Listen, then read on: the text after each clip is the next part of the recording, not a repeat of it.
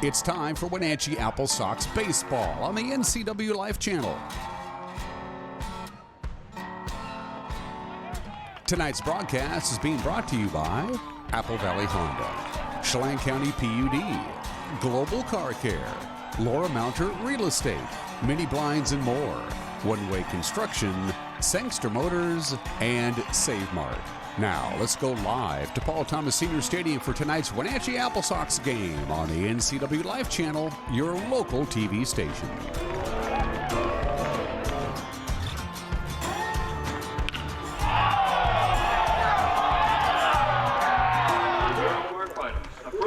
Good evening, baseball fans, and welcome to Paul Thomas Senior Stadium here on the campus of Wenatchee Valley College. It's time for AppleSox baseball tonight here on the NCWLIFE Channel, and you're tuning in just in time to hear the crowd's applause in support of the local firefighters. Well, not just local, but all around the state that converged on the Wenatchee Valley here in the past few days to help save the homes. And how that was able to happen, I'm not exactly sure. I mean, the wind was howling here for the last several days as it is tonight, and somehow or another they were able to keep the fires away from damaging anybody's home. So it's just incredible so far. Knock on wood, still a long way to go, but thanks to the firefighters for their efforts here tonight. All right, it's the AppleSox and a non-leaguer tonight taking on the Cascade Collegiate All-Stars. We don't honestly know a lot about these All-Stars other than their names. We will get to them coming up in a moment. The AppleSox come in with a 2-2 non-league record. They're 11-19 in the West Coast League, so that makes the Sox 13-21 overall. They're coming in off of a loss to Bellingham last night, a game that saw them get an early lead, 4-0 in the first inning, but then the Bells just kept chipping away as they get the victory last night, 11-5, and take 2 out of 3 from Wenatchee in that 3-game series on the road at Bellingham at Joe Martin Field. Let's take a look at our starting lineups here for tonight. For the visitors first, the Cascade Collegiate All-Stars with a record of 2-8 in their games against the West Coast League. This is according to their head coach. Starting at shortstop and batting first will be Mason Fritsch. Batting second, the center fielder Evan Berry. Batting third, first baseman Damon Gaither. Batting fourth, the DH is Bo Blowers. Batting fifth, the left fielder Chase Stewart. Batting sixth, the catcher Clayton Waltz. Batting seventh, the third baseman Evan Overmars. Batting eighth at second base is Tyler Miller, and batting ninth is right fielder Peyton Smith. On the mound for the All-Stars, Aaron Robertson. He wears number 23. Meanwhile, for your Wenatchee AppleSox, announced by their head coach Ian Sanderson, with a record, as I mentioned, 2-2 in non-league play, hoping to get above the 500 mark here tonight. Starting in center field, the leadoff batter tonight, Enzo Apodaca. Batting second at second base, Garrett Cutting. Batting third, the shortstop, Adam Grob. Batting fourth at cleanup, the third baseman, Tino Bethencourt. Batting fifth, the DH is Collin Villegas. Batting sixth, the catcher, John Newman Jr. Batting seventh, the left fielder, A.J. Guerrero. Batting eighth, first baseman, Zach Toya. And batting ninth, right fielder, Aiden Selfridge. The pitcher tonight is Trey Miller. We have our national anthem right now, and we'll be back with the first pitch coming up next here on the NCWLIFE Channel.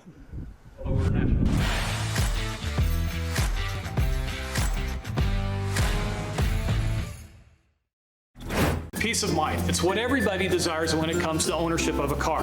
When you purchase and service a car from Apple Valley Honda, we're going to give you a warranty on your new Honda, and it's going to be for life. As a car owner, you pay thousands of dollars to insurance companies to maintain the appearance of your car. At Apple Valley Honda, you'll pay nothing to help you maintain the mechanics of your car. And again, it's for life. At Apple Valley Honda, our customers are valued, and they deserve the peace of mind that comes with the warranty for life. So come visit us. We would love to see you. Our experience with NCWLIFE has been amazing. People think television and they think it's this huge production thing. It's really expensive. It's crazy how affordable it is. I couldn't believe it. It's not as expensive as we thought it was going to be. I would say I was really surprised to see that it was actually comparable to radio ads or print media. It was really affordable.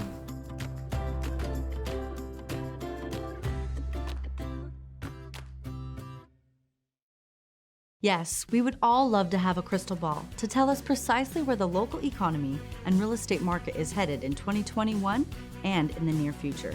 However, what we do have here at NCWLIFE Channel are local experts we connect with every week to give us the inside scoop on all you need to know about your home and our local real estate market. Join me each week while we find out what's happening in the greater Wenatchee Valley. I'm your host, Crystal Hughes, and you are watching At Home with NCWLIFE. With PUD rebates, we'll give you money to upgrade your house and reduce your energy footprint.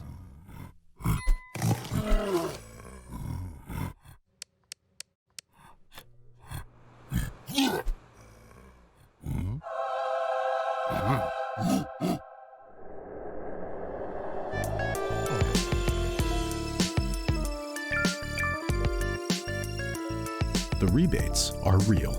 Visit conservationmakessense.org to learn more.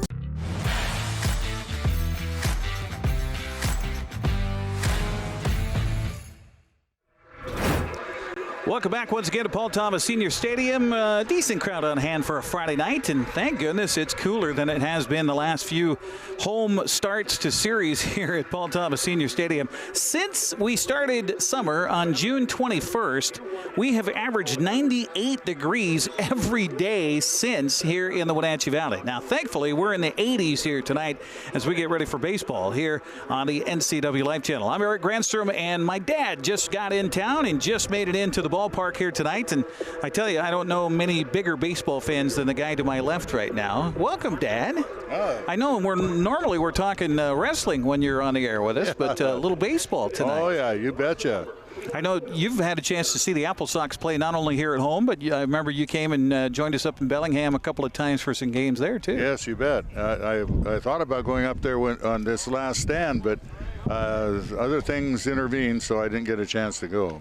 Well, the AppleSox have the white uniforms trimmed in red with the red hats and the blue brim as we face the Cascade Collegiate All-Stars. The record 2-8. The All-Stars have played a West Coast League non-league schedule.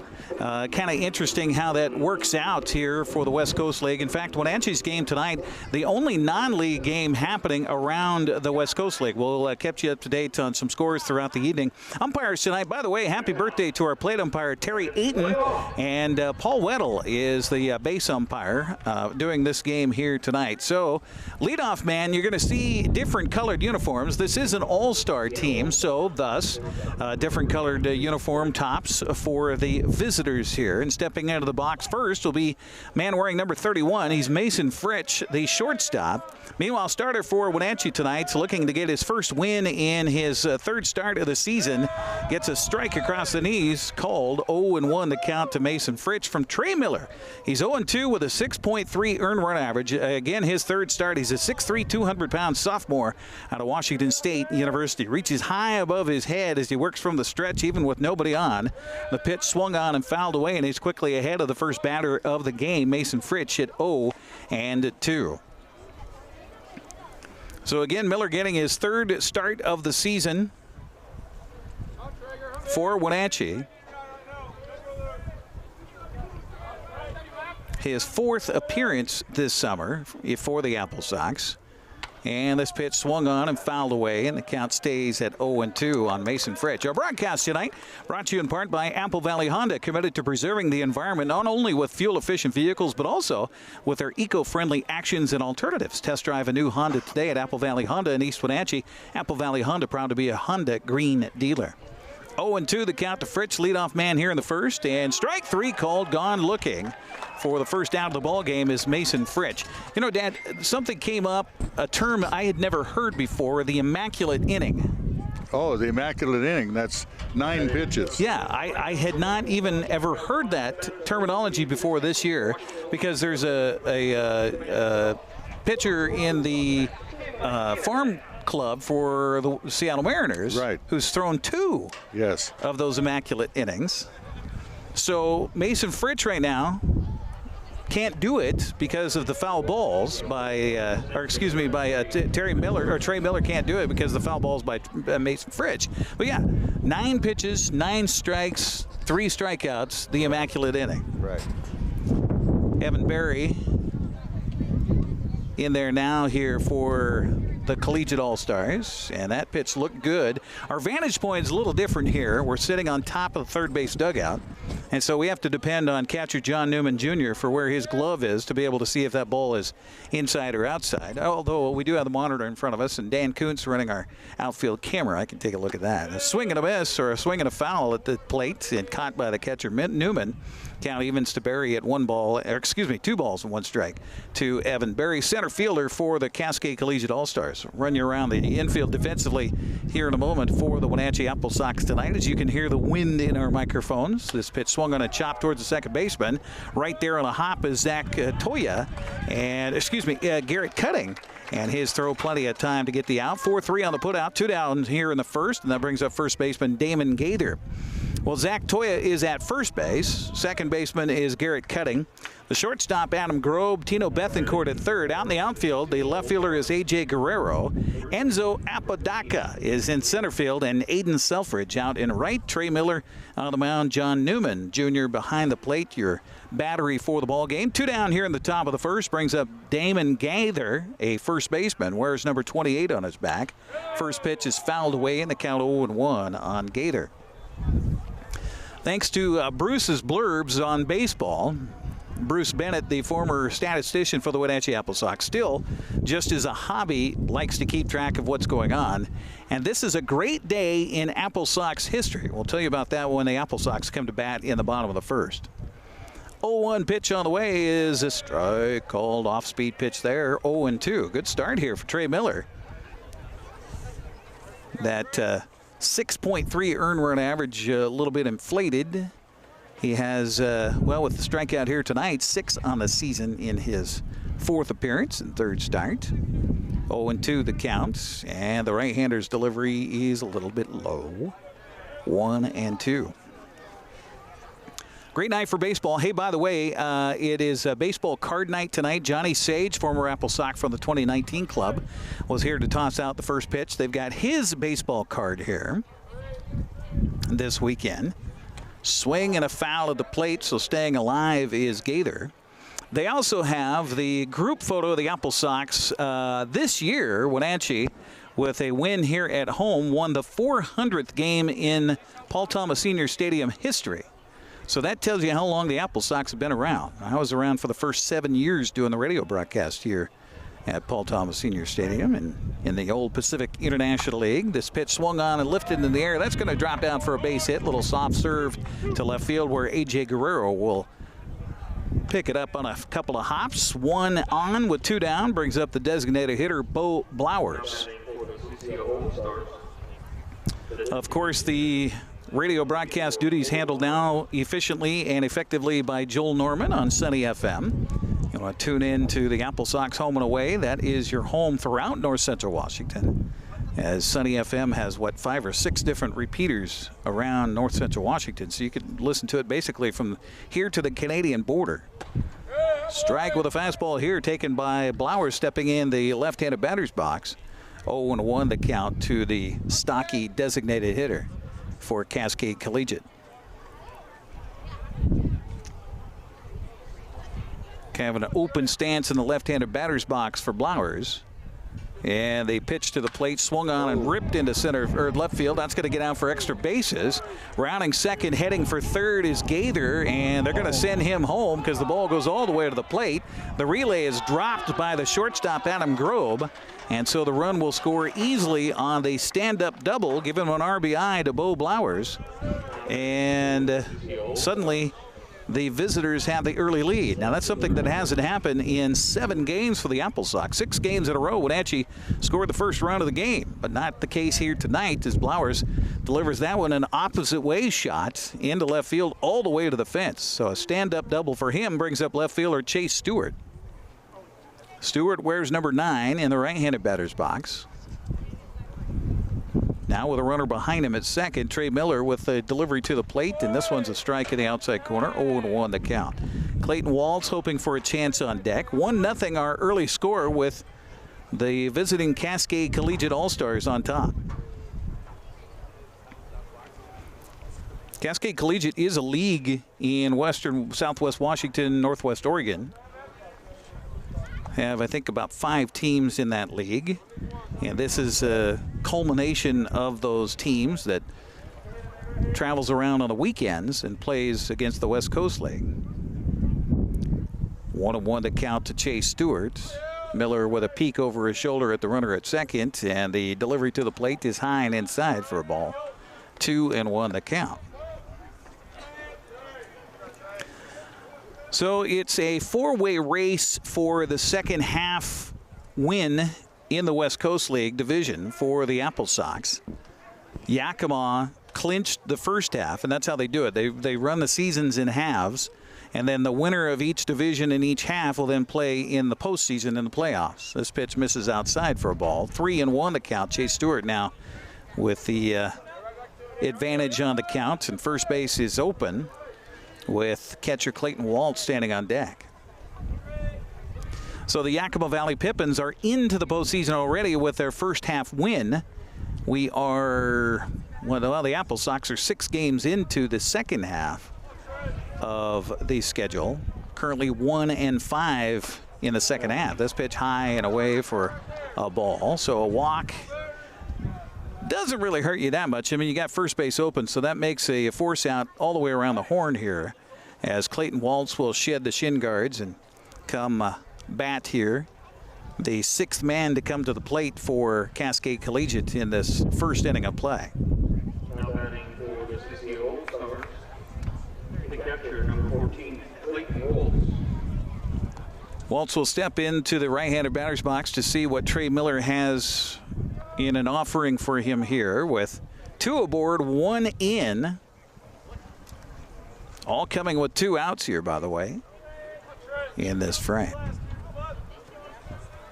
Miller again working from that first base side of the rubber, and the pitch to the plate is in there for a strike. Well, he's gotten ahead of batters, okay, but just lost Chase Stewart after getting ahead to 0-1, and then Stewart took 4 balls in a row and found his way to first base.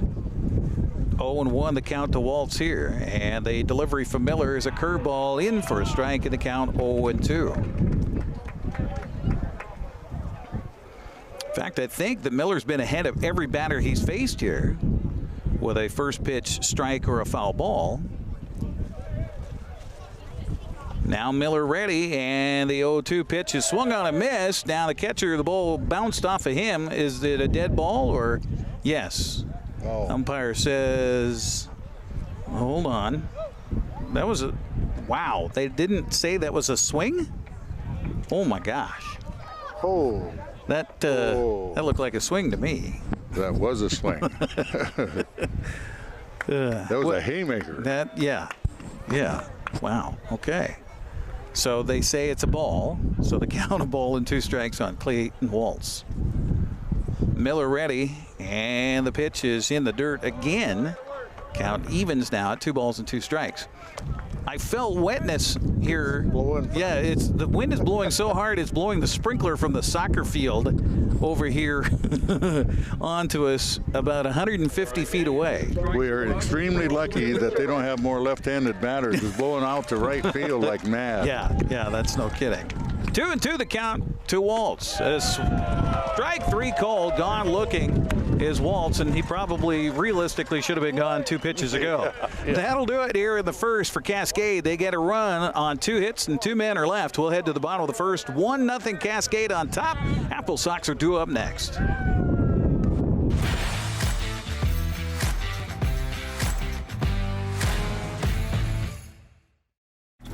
Transform your windows with a variety of colors and styles like the Allure Transitional Window Covering by Lafayette Interior Fashions. Hi, this is Darren with Mini Blinds and More. We can install the latest and greatest in technology to open and close your blinds with only a touch of a button. From the largest windows in your home to room darkening shades for the bedroom. From stylish shades for your entertainment room to custom blinds for those hard-to-fit places. We have a solution for all of your window covering needs. We offer a variety of window coverings from Lafayette Interior Fashions. Call us today. We are Mini Blinds and More, your local blind store.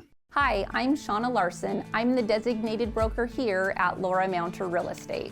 We are a locally owned firm, and we've worked hard to earn our reputation of always doing business the right way. Laura Mounter Real Estate is continually investing in the best technologies and highest quality marketing. For these reasons, our community has voted us the world's best real estate office for the past 5 years. If you have real estate needs, let a Laura Mounter real estate agent show you the difference.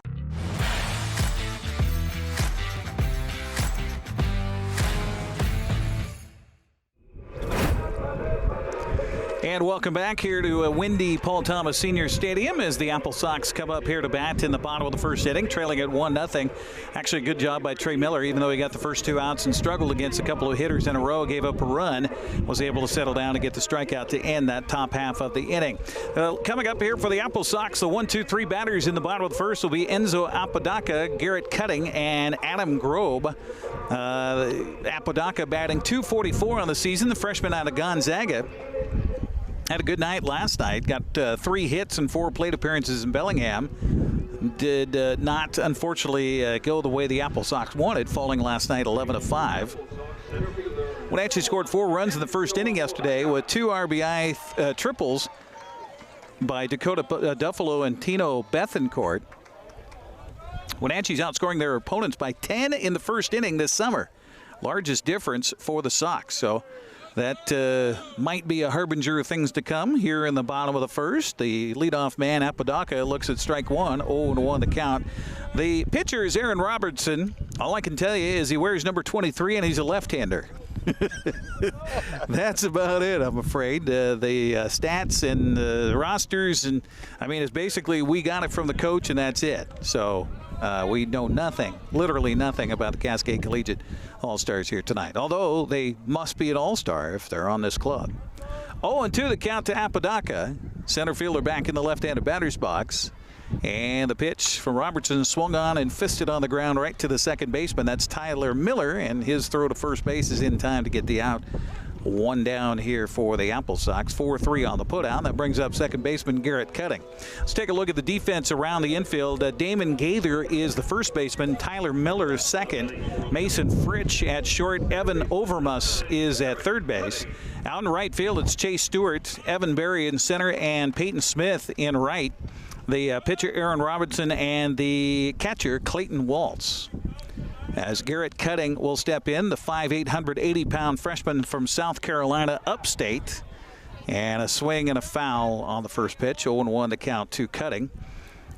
Cutting hasn't had a lot of activity here for the AppleSox so far at the plate. I will say he has been in, well, this is his 21st game of the season, but still struggling at the plate. A 109 batting average coming into tonight. This pitch swung on and lifted in the air, fouled on the right field line, and nobody's going to get to that one as the wind will take it out of play. 0-2 the count. So good job by Aaron Robertson here to start things off, getting ahead of each batter he's faced. 0-2. And that is the case here against Garrett Cutting. Adam Grob waiting on deck, who's had a great summer so far for the AppleSox. 280 hitter for Wenatchee. Robertson ready, got a new ball from the home plate umpire, and the left-hander's delivery to the plate is strike 3 called. Gone looking is Cutting. And 2 down quickly for the AppleSox will bring up the shortstop, Adam Grob. Grob is officially the 5th best hitter for the AppleSox in 29 games so far this season. He has 28 hits in 100 plate appearances, thus the 280 batting average. He has 18 walks, 22 ribbies. He is second on the team in home runs with 2. Tino Bethencourt has 4 on the summer for Wenatchee. And the first pitch to Grob is an off-speed pitch inside corner for a strike. And I'll tell you, Aaron Robertson is dealing right now here for the All-Stars. I can tell you that a lot of the teams, a lot of the players that come in to play for the All-Stars and in the Cascade Collegiate League, as Robertson finally throws his first ball of the game. 1-1 the count to Adam Grob here. Grays Harbor Community College, Lower Columbia Community College, Lane Community College, Mount Hood, that Southwest Washington, Northwest Oregon feel to it. 1-1 the count here to Grob. All the way in the back of the right-handed batter's box. Wears number 10 on his back and takes this pitch for a ball. 2-1 the count. So I was talking about July 16th. Thanks to Bruce Bennett for his blurb here on baseball. You combine July 16th with a home game with a non-league game, and Wenatchee is 4 for 4 on this day in history. Swinging a high fly ball, belted deep to left center field. Center fielder goes back, looks up, see ya, it's gone. Home run, Adam Grob, his third of the season, and we've got a tie game at 1-1. 408 feet. Yeah, right over the 408-foot sign there in left center field. Solo shot for Adam Grob with 2 down here in the first for Wenatchee. Well, we said that Aaron Robinson was throwing strikes, and Adam Grob took that strike and put it over the left center field wall. Deep drive tonight, and that was not wind aided, by the way. The wind is blowing out to right field. That was just a shot, and the ball resting out there in the softball diamond across the way here on the college at Wenatchee Valley College on the campus here. Tino Bethencourt, we mentioned he leads the team in home runs with 4. How about back-to-back shots here? That'd be nice. Pitch by Robertson on the way. Swung on and fisted off the end of the bat right to the first baseman. Gaither will gather, and he'll take it to the bag himself, and that'll do it. But Wenatchee does get a run on the solo home run by Adam Grob, and we're tied heading into the second. 1-1. You're watching AppleSox Baseball on the NCWLIFE Channel.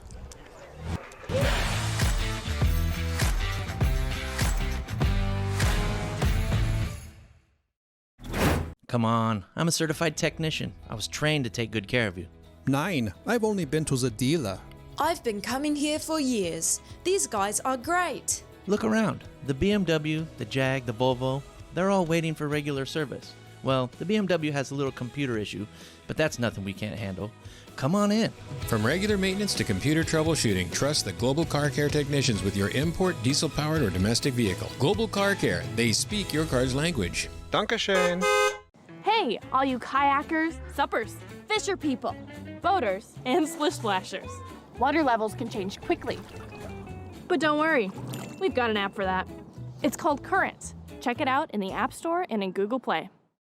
Hey, all you kayakers, suppers, fisher people, boaters, and splish splashers. Water levels can change quickly. But don't worry, we've got an app for that. It's called Current. Check it out in the App Store and in Google Play.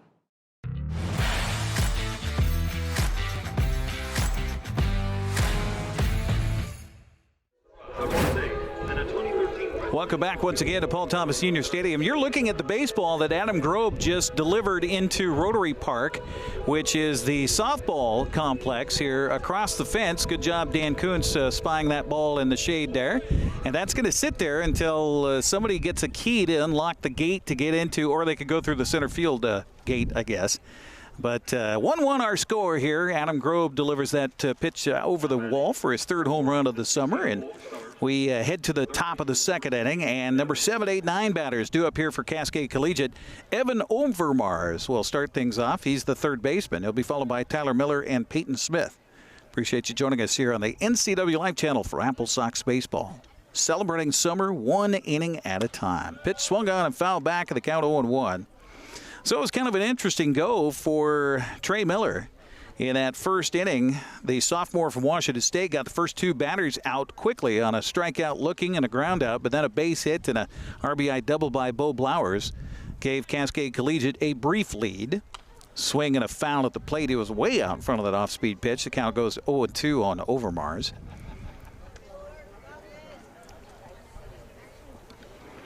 Then after a walk to Chase Stewart, was able to induce a strikeout looking by Clayton Waltz to end the frame. And then Adam Grob's solo shot with 2 outs in the bottom of the first tied the game, and that's where we sit right now, 1-1. 0-2 as Miller's delivery to the plate is swung on and fouled back again, and the count stays at no balls and 2 strikes. Our broadcast tonight brought to you in part by Chelan County PUD. Ready, check, launch. Download Chelan PUD's app at chelanpud.org/app before heading out on the water. So you can find what the river flows are and what the dams are doing here locally before you take your boat out and maybe try to do some sockeye salmon fishing here this weekend. Miller's pitch swung on and a fly ball. All fly balls are going to be interesting here tonight. This one drifting back, goes all the way and bounces off the base of the fence. Yeah, see that normally on a non-windy night, it's probably an easy fly ball catch for Adam Selfridge out there, but that ball just got into the jet stream and kept on carrying clear out to the Mary Maid sign. So it turns out to be a stand-up double to start the frame here for Overmars. That'll bring up second baseman Trey Miller. Well, not much the right fielder could do there, Dad. No. You could see the ball flying and bending in the air. Yeah, it probably went, about 20 feet sideways? Oh, yeah, at least. On its slice out there. Yeah, it was headed for the light pole. Yeah. It's going to be the case, I think, all night long here. Trey Miller steps in the right-handed batter's box now for Cascade Collegiate. Threatening again here in the second. A swing and a miss on the first pitch to him. 0-1 the count to Trey Miller. Well, by virtue of their at-bats, and as the game progresses, we'll get to know them by their play here tonight on the NCWLIFE Channel. Swing and a miss on the second pitch. Nice pitch there from Miller, and the count goes to 0-2. By the way, speaking of strikeouts, 2 strikeouts by Miller in that first frame for Wenatchee. That means 45 men the AppleSox have struck out in non-league games so far this season, as opposed to 19 walks. The 0-2 delivery by Miller, barely getting a piece of that. Nice job of batting by Trey Miller just to stay alive. The count stays at 0-2. So the second half, we were talking about how the West Coast League is broken up into 2 halves, and you want to win either the first half or the second half to get into the playoffs in either the North or South Division. Of course, things have been slimmed down as far as the divisions are concerned. This pitch swung on and fisted down the right field line. That's going to be trouble. Drops in for a base hit. The runner rounding third is going to hold up right there as Selfridge comes up with the ball. And so a bloop single puts runners at the corners here for Cascade Collegiate, and that brings up the right fielder, number 9 batter in the order, Peyton Smith. So trouble here for Trey Miller, and really it's not a lot of his fault. I mean, it's just balls finding their way either into the jet stream or just fisted off in that case down the right field line for a bloop single where no one could get after it. But here in the second half of the schedule so far, Yakima Valley has played 3 games in league play. Of course, they're already in, so they don't really count, but they're 2-1. Bellingham is at 4-5 already, have played 9 games in the second half. So they are the team to catch right now if you're looking at the second half winner, which would be, if Yakima Valley continues to lead, be the second place team that would get the spot into postseason. Does that make sense? Walla Walla is 1-2, Wenatchee 1-5. Port Angeles has not played until tonight in the second half of the schedule. Runner from first goes. The pitch swung on and grounded towards second baseman. The runner's going to score. Meanwhile, up with the ball is Cutting. He'll toss it over to Toya for the out. And coming home is Overmars. So it's a 2-1 Cascade Collegiate League lead here. The fielder's choice, no, it's not a fielder's choice. That was a straight out, so 4-3 on the putout. And back to the top of the order for Mason Fritsch. Fritsch 0 for 1. He struck out looking to start the ball game. 1 down in the inning. And the first pitch fouled away in the count 0-1 here on Mason Fritsch. Been aggressive in his 2 plate appearances so far, and why not, for goodness sakes. Not a lot of baseball have these collegiates been able to play here in the last 2 years. Some, none. So getting a chance to play any kind of summer collegiate ball, you betcha, baby. 0-1 the count here to Fritsch. The pitch from Miller misses high and away for a ball. 1-1 the count. So the AppleSox already have a long way to dig themselves out. 26 games they'll play in the second half of the season. They've already played 6, so time is wasted. Of course, tonight and this weekend doesn't count against Wenatchee in the standings. Strike called on the outside corner. Good fastball there from Trey Miller. And the count to Fritsch goes to a ball and 2 strikes. Runner at second is Tyler Miller. 1 in, 1 on, 1 down, and a 1-2 count to Fritsch. Pitch from Miller on the way. Swung on the ground and past the first baseman. That's going to get another run in. Decent hit there. Digging for second. Will he try for third? The right fielder comes up with the ball. Rounding second, heading in for third, and standing up with the triple is Mason Fritsch, and it's a 3-1 ball game here. Cascade Collegiate on top. Now batting for the NCWLIFE All-Stars. That ball ripped down the first baseline. A diving Zach Toya couldn't put a glove on it to even slow it down, and it goes all the way down to the outfield fence there. Give an RBI to Fritsch as Miller scores easily. And the infield will be drawn in here to try to keep any more damage from coming, as Evan Berry will step into the plate. And he's 0 for 1 with a ground out to second in his first plate appearance. Left-handed batter, pitch swung on and hit foul off the end of the bat. 0-1 the count on Evan Berry.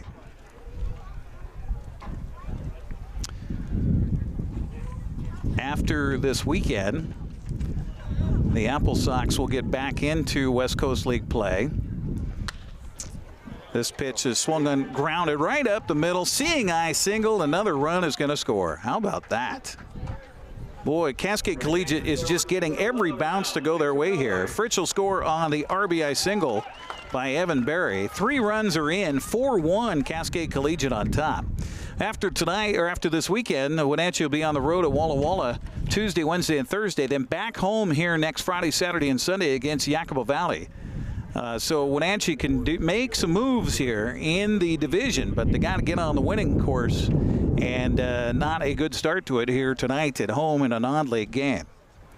Damon Gaither now at the plate with a runner at first. They'll toss over to the bag at first. Close play, but not quite in time on the toss over there.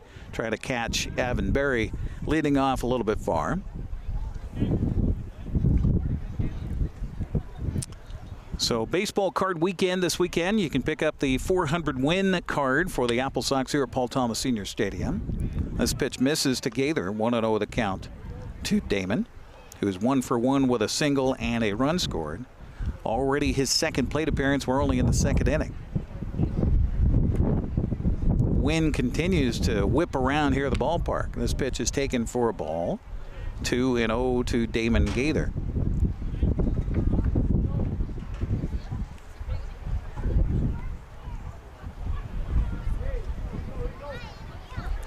(4-1) the visitors in the lead here. Taking it to Trey Miller right now.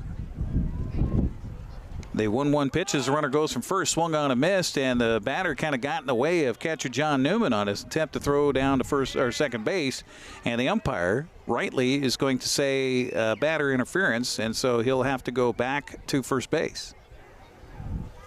That was a good call there because he came out of the batter's box after the swing and interfered with the catcher trying to throw down to second base. Yes, and that's a call you don't see very often. No. In fact, they're going to call the batter out, which is the proper call as well. Yes, interference. Batter interference.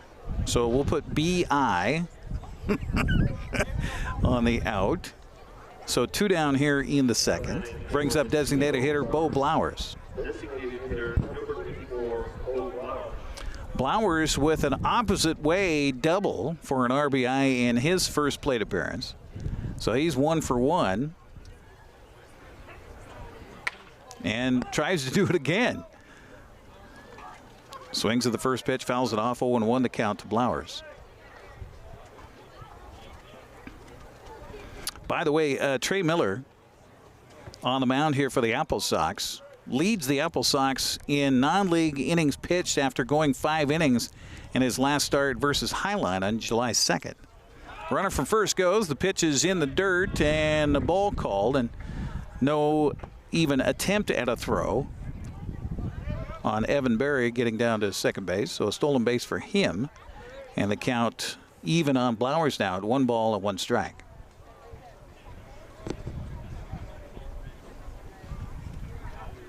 The 1-1 delivery from Miller, strike called, and the count goes to 1-2.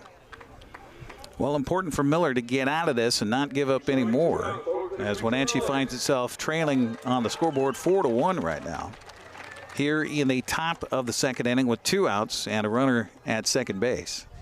The 1-2 delivery from Miller is a check swing, and the umpire says he went around, so that will do it for Cascade Collegiate, but they do get 3 runs on 4 hits. They leave a man. We'll head to the bottom of the second. Wenatchee with some work to do. Trail at 4-1 here. You're watching AppleSox baseball on the NCWLIFE Channel.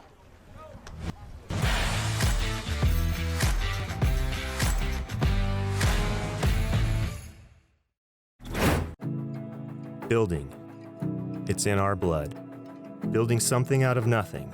It takes heart, grit, and hard work. At One Way Construction, our crew is our family. With decades of contracting experience and our in-house design team, we bring a unique perspective to building. We know that if we work together, we are capable of reaching heights that are impossible to reach alone. The possibilities are endless. Hi, everybody. In North Central Washington, I'm Dan Kuntz, and I do the honors each and every weekday morning at 7 a.m. to bring you live local news, local weather, local sports. It's called Wake Up Wenatchee Valley. It's a fun show. I enjoy doing it. I invite you to watch it. It's Monday through Friday at 7 a.m. live right here on the NCWLIFE Channel. I interview movers and shakers. We have a good time. Start your day live and local. Wake Up Wenatchee Valley right here with yours truly on the NCWLIFE Channel.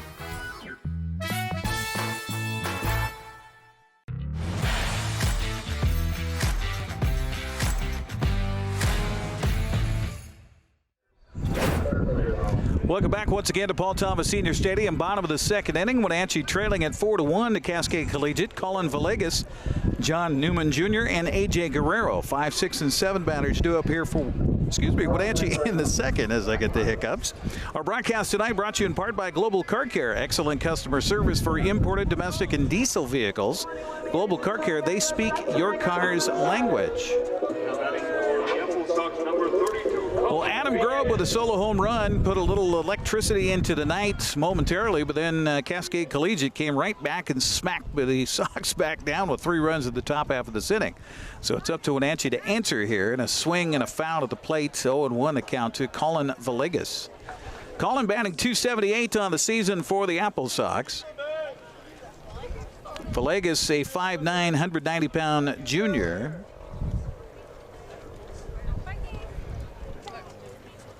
Playing his 13th game of the summer for the AppleSox, coming in with 10 hits and 36 plate appearances. He's not Mr. Extra Baseman. He's only got 2 doubles, no triples, no home runs on the season. A windy night here at the ballpark.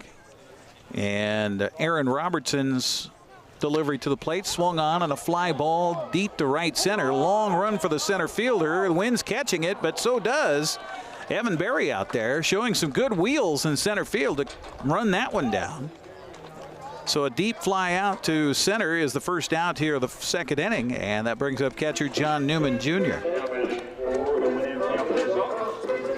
John's kind of got those typical catcher's numbers on the season coming into the ball game here tonight, batting .200 for Wenatchee. In his 14th game, he has 9 hits and 45 plate appearances.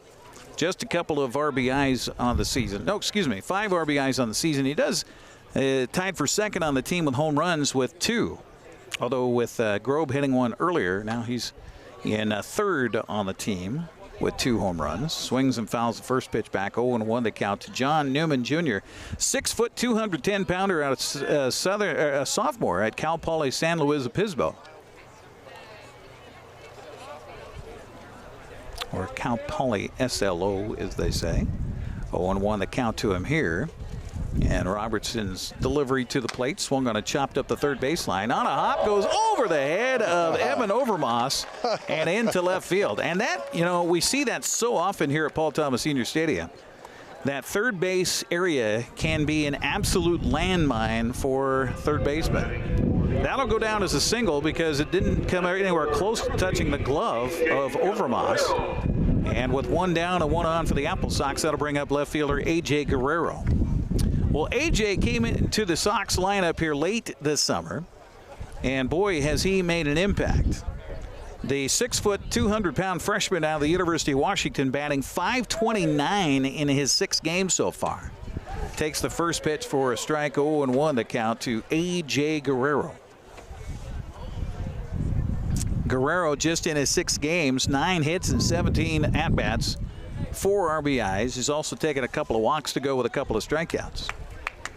The 0-1 pitch instead is a toss over, and when I say toss, I mean toss over to the bag at first. Slowly, Damon Gaither over there will coax John Newman back to the bag. 0-1 the count to Guerrero, and the pitch to the plate bounces in, goes off the catcher. The runner from first is going. The throw down to second, not in time. Wow, that was close, but a good, just solid decision to go by Newman. And he slides in head first, collects a bunch of that Paul Thomas Sr. clay on the front of his jersey, and the count to Guerrero even at 1 ball and 1 strike, so the AppleSox with a runner in scoring position. Robertson is ready, checks the runner. The left-hander's delivery to the plate, swung on and lifted in the air to left field. Right to the left fielder, and that's Chase Stewart out there. The line out is our second out, and that'll bring up first baseman Zach Toya.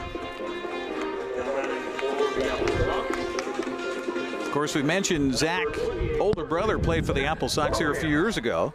Zach is a good-sized fella, 6'3", 200 pounds. He's a freshman from Central Michigan, batting .353 in 11 games for the AppleSox. 6 ribbies. He has 7 strikeouts, 3 walks on the season. Has a home run, a triple, a double to go along with his 8 base hits.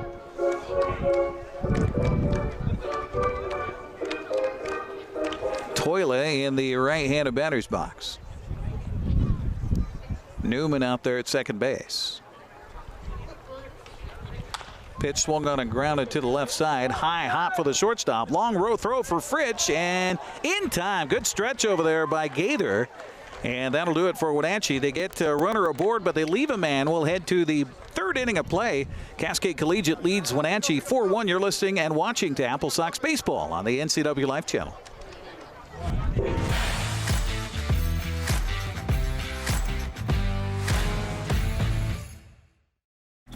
Let's face it, selling your good used vehicle can be a hassle, if nothing else. Consign your vehicle here at Global Elite Motors. When you do, you'll get the best possible price because of our proprietary selling system. We offer the ability to finance, add warranties, take trade-ins, and much, much more. Each consignment vehicle we represent is thoroughly inspected and marketed to attract qualified buyers. Let us help sell your quality vehicle. Buying a vehicle?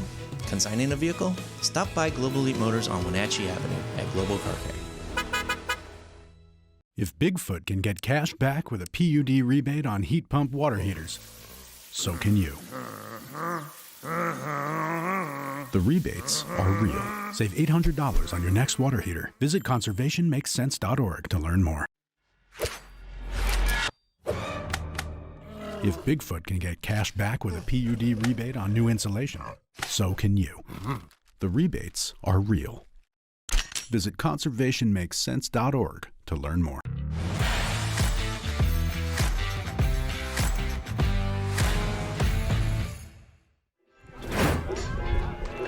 Top of the 3rd inning we go. Chase Stewart, Clayton Waltz, and Evan Overmars due up here for the Cascade Collegiate All-Stars. And All-Stars playing like it right now, leading the Wenatchee AppleSox by a score of 4-1 as we head to the 3rd inning of play. Our broadcast brought to you in part by Laura Mounter Real Estate, voted world's best realtor for the Valley. That's Laura Mounter Real Estate. Appreciate you joining us here on the NCWLIFE Channel. We'll try to get a look at some of the other scores from around the West Coast League as we pull up the internet here and see what we can find. By the way, West Coast League you can find on the web just by going to westcoastleague.com. That's where you'll find more information about the league and the teams. Point Streak is actually the place where you'll find all the stats for the West Coast League and the scoreboard as well. Let's see if I can get the scoreboard to come up here. I was having problems with the app a little bit ago. There we go. Top of the fourth down in Cowlitz. Yakima Valley and the Bears knotted at 0 in the top of the fourth. They just got it away here a little bit ago in Port Angeles, and Walla Walla and Port Angeles 0-0 there. Corvallis leading Portland in the bottom of the third 1-0. The Knights definitely the top team in the West Coast League. Take and strike by Chase Stewart for the first pitch of the third from Trey Miller. 0-1 the count. Bellingham and Ben top of the third scoreless in that one. So all league matchups beside this non-leaguer here tonight in Wenatchee. The pitch bouncing in for a ball evens the count of 1 ball and 1 strike to Chase Stewart. So it'll be interesting to see how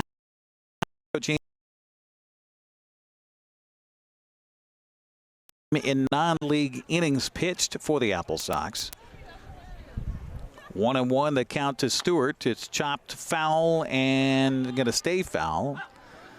Good job by the catcher, John Newman Jr., to get rid of that mask and scamper up the third baseline, because sometimes the English on those balls that come off the plate, you just don't know. And it did have a little bit of a squibble, like it wanted to lean towards fair territory. So a good job by him to get after that baseball. Should also check in here on the Mariners, as they are down in Anaheim to start the second half of their season against the Angels tonight. Chris Flexen on the mound for Seattle. This pitch bounces in, goes all the way to the backstop, evens the count to Stewart at 2 balls and 2 strikes. Good news if you're a Mariner fan, top of the third inning down in Anaheim, and Seattle leading at 4-1. So a good start to the second half for the Mariners, and Seattle surprising a lot of folks, including us longtime Mariner fans, to be 5 games over 500 at this point. This pitch swung on, and another seeing eye single. How many of these could you get in one ball game? Well, there's been a bunch here. I think about 4 of the 7 hits so far have been the seeing eye variety, and that's another one here for Chase Stewart to lead off the third inning. That'll bring up catcher Clayton Waltz. Appreciate you joining us here on the NCWLIFE Channel. We'll be back again here next Friday night for league play, division play, in fact, as the AppleSox will take on the Yakima Valley Pippins here at Paul Thomas Senior Stadium. Pitch is taken for a strike by Clayton Waltz. 0-1 the count to the catcher for Cascade Collegiate. He's 0 for 1, struck out looking to end the first inning of play. Toss over to the bag at first. Oh, that was awfully close. Good move by Trey Miller. Caught everybody by surprise on that one, and almost caught Chase Stewart napping over there at the bag at first. Stewart's going to go. The pitch swung on a miss. The throw down to second base is not in time. So a stolen base for Chase Stewart. Got a great jump there. Yeah, but that was a great throw. It was. Right on the bag. Absolutely. And that's a tough one, too, because that was an off-speed pitch and low. Newman had to dig that out and then pop up with the throw. Well, we always appreciate those things since we were both catchers, right? Yes, yes. A strike 3 call looking is Clayton Waltz, so he's gone for the second time this ball game looking. That is the 4th strikeout of the game by Trey Miller, and that'll bring up third baseman Evan Overmars. Well, for Wenatchee, a moral victory, if nothing else, right now to keep Cascade Collegiate off the scoreboard, for goodness sakes. Yes, right. Absolutely. Cascade Collegiate must be carrying rabbit's feet in each of their back pockets here. They've had a lot of luck here so far, yes, as far as the bounces are concerned. 1-0 the count to Evan Overmars. He is 1 for 1 with a double and scored a run. This pitch swung on and going to drop down for a base hit in front of Apodakas out there in center field. So another one not hard hit, but enough, and it drops in for the base hit.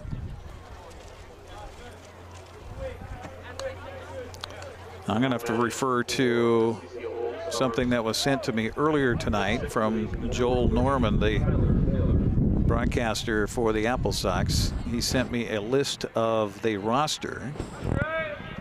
Yeah, so Evan Overmars originally was listed as wearing number 31. He is number 16, so I do have that correct. Tyler Miller steps in now with runners on the corners here.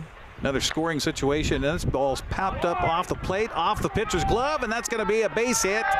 No place to go with the baseball. And again, the fortuitous bounces continue for the visitors here tonight. You called that a kangaroo ball. Yeah. Bounced off the front of the plate and skipped off the back of the glove of Trey Miller just behind the rubber out there. So another run's going to score. 5-1 now. Goodness gracious. Wenatchee could use some of these bounces to go the other way, that's for sure. Peyton Smith now steps up, number 9 batter in the order, takes the first pitch low for a ball. 1-0 the count. Again, Terry Ayton is our home plate umpire. He's usually up in the booth here for AppleSox games, but it's a non-league game, so they brought him out of retirement to come and umpire here tonight. Paul Weddle is out there on the base paths. That'll be your crew for the weekend. Strike called on that fastball, and the count evens to Peyton Smith of 1 ball and 1 strike. Well, it doesn't matter how they look. They all look the same in the paper the next day as far as those base hits are concerned. Absolutely. You call them statistics. Yes. 1-1 to count with Miller's delivery to the plate. Bouncing in. Great stop by Newman. Thought about tossing down to second base. Count goes 2-1 here on Smith. But I have been impressed. This is the second game I've been able to call this summer for the AppleSox. And I have been impressed by the play of John Newman Jr. behind the plate. Yeah, he's doing a fine job back there. Good backstop. 2-1 count. Miller trying to find the strike zone here is missing low and inside for ball 3. And we see an AppleSox pitcher head down towards the bullpen area to possibly start warming up here for Wenatchee. And that would be Martin Haswell out of Auburn, California, heading down to the bullpen for Wenatchee. So 3-1 and 2 on and 1 in and 1 out. So a sticky situation here for Trey Miller. The right-hander's delivery to the plate is swung on and missed, and the count goes to 3-2. And I think Mr. Peyton Smith wanted to ride that out that jet stream over the wall in right field on that swing. Full count on Smith. Overmars at second, Miller at first. Pitch to the plate, swung on and ripped right in the air to the shortstop, and a double play is going to end the inning. And finally, a little luck for Wenatchee comes their way on the line out. 6-4 double play, and that'll do it. But Cascade does get another run on 3 base hits. They leave 1 man. We will head to the bottom of the third. It's 5-1. Cascade Collegiate leading Wenatchee. You're watching AppleSox baseball on the NCWLIFE Channel.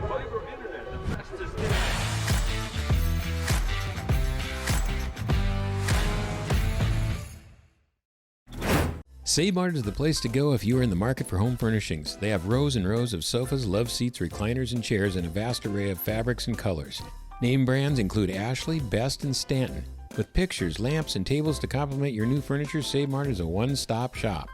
Save Mart offers 12-month special financing on approval of credit. Save Mart also offers free delivery, setup, and haul away in their service area. Serving the Wenatchee Valley for over 50 years. Located on North Wenatchee Avenue, or visit online at savemart.net.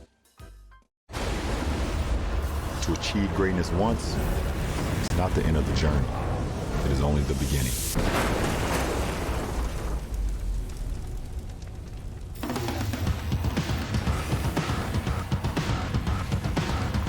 Introducing the next all-electric super truck. The revolutionary GMC Hummer EV SUV. Reserve one now while they last.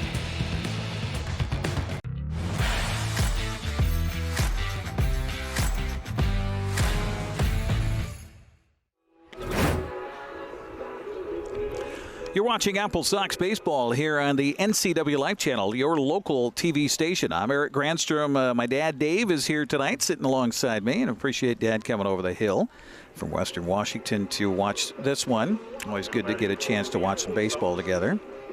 We usually do this on the phone, watching about the last 2 frames of a Mariners game, and either lamenting about the lack of bunting or about some late inning heroics as it's been this year for the Seattle Mariners. Right. Aiden Selfridge leads it off for the AppleSox here in the third and swings and misses at the first pitch. 0-1 the count to Aiden, his first plate appearance of the night. Enzo Apodaca and Garrett Cutting also do it for Wenatchee here in the third as they trail it 5-1 against the Cascade Collegiate All-Stars. The 0-1 pitch from Aaron Robertson swung on a chop slowly up the third baseline. In on it is Overmars. The throw to first base, plenty of time for the out, so 5-3 on the putout. And impressed so far with the defensive play of this all-star team from Cascade Collegiate. Back to the top of the order for center fielder Enzo Apodaca. He's 0 for 1, grounded out to second in his first plate appearance tonight.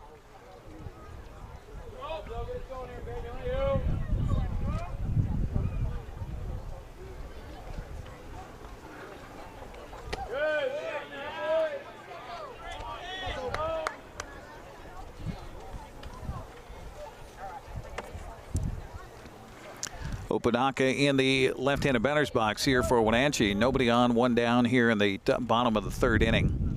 I was talking about the Cascade Collegiate League. This pitch swung on it. Ooh, fouled our way, Dad. Oh, we had a chance had there not been a net there. So Apodaca evens the count here, 1-1 strike. The Cascade Collegiate League, by the way, includes the Sea Turtles, the Llamas, the Chinooks, the Salamanders. Foul at the plate and off the foot of Apodaca, so he's going to limp out of the batter's box for a moment. The Prairie Dogs and the Barn Owls. That's the teams that make up the Cascade League. And again, they play during the week, and then on the weekends they get this all-star team together and they head around the West Coast League and take on the WCL. 1-2 the count to Enzo Apodaca, trying to shake off the feeling of that foul tip off of your foot. And I've always described that, if you want to know what that feels like, just at home, go in your bedroom, pick up the corner of your bedpost and drop it on your foot. That's about what it feels like. 1-2 the count to Apodaca here. Looking for his first safe base hit of the night, and he'll take this one low and away for a ball. 2-2 the count. That's the hard part, Dad, about stepping back up to the plate. I mean, you get hit like that on a toe or something, your eyes are watering. You can't help it. That's for sure. That is for sure. You got to shake it off. And then Apodaca here in the left-handed batter's box has the wind blowing into his face, and so that doesn't help the tears streaming out of your eyeballs. And the sun. And the sunshine, yeah. And right now his foot is throbbing. Yeah, it is. It is. But you don't dare loosen the laces on that shoe. Oh, no. No. 2-2 pitch is a ball 4. 3-2 pitch, excuse me.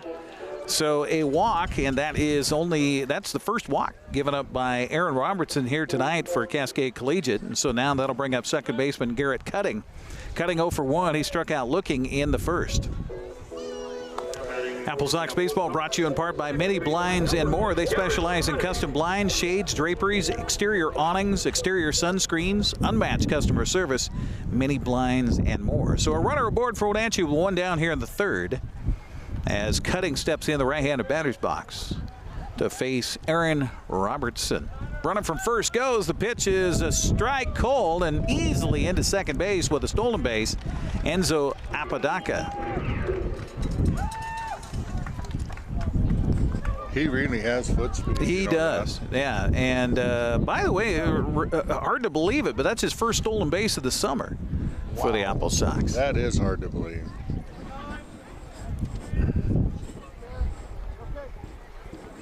So an 0-1 count now to Cutting, and this curveball misses high for ball 1. 1-1 here to Garrett, the 5'11", 180-pound freshman from South Carolina upstate.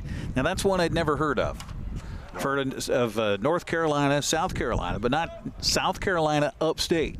Of course, South Carolina, separate states, so Of course, there's an upstate. Pitch misses way for a ball, 2-1 to count. And that's what I love about summer collegiate baseball too, is you learn about colleges you never even knew existed. Absolutely. Well, you want to make sure that it's not North Carolina South State. Yeah, you get it. There's derivation there. Might be across the border from each other. Right. You never know. Pitch swung on and grounded to third, and that's a high ball that goes off the glove of Overmars, and he can't find it. And that probably will go down as an error, I assume. Ball hit him in the glove and then caromed up and then popped out of his glove, and he had no idea where it was. Now, meanwhile, with that happening in front of Apodaca, he stays at second base on the play. So runners at first and second for Wenatchee, and the big swinger coming to the plate, the man who got the home run to get things started for Wenatchee back at the first. Adam Grob steps up here in the third.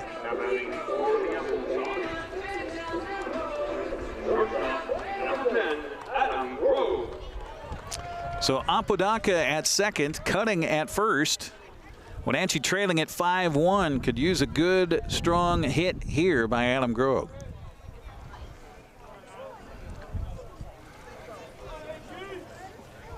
Aaron Robertson with a long look in.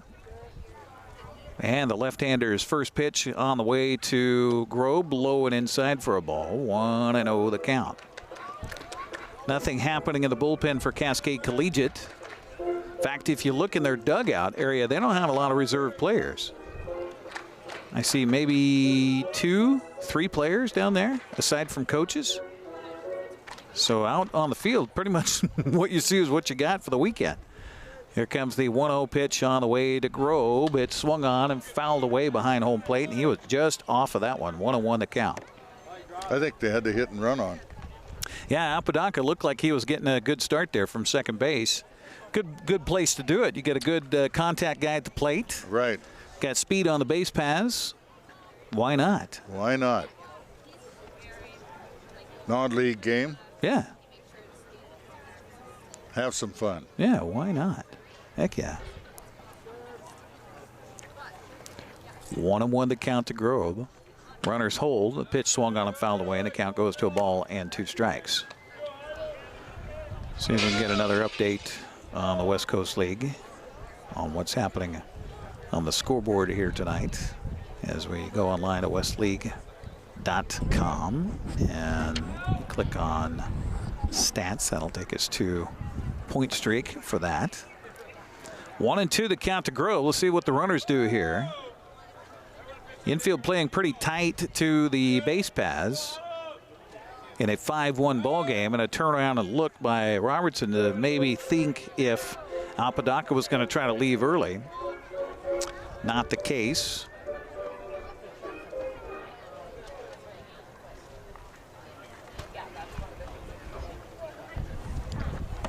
Swing and a foul tip into the glove of the catcher, Clayton Waltz, who holds on to it.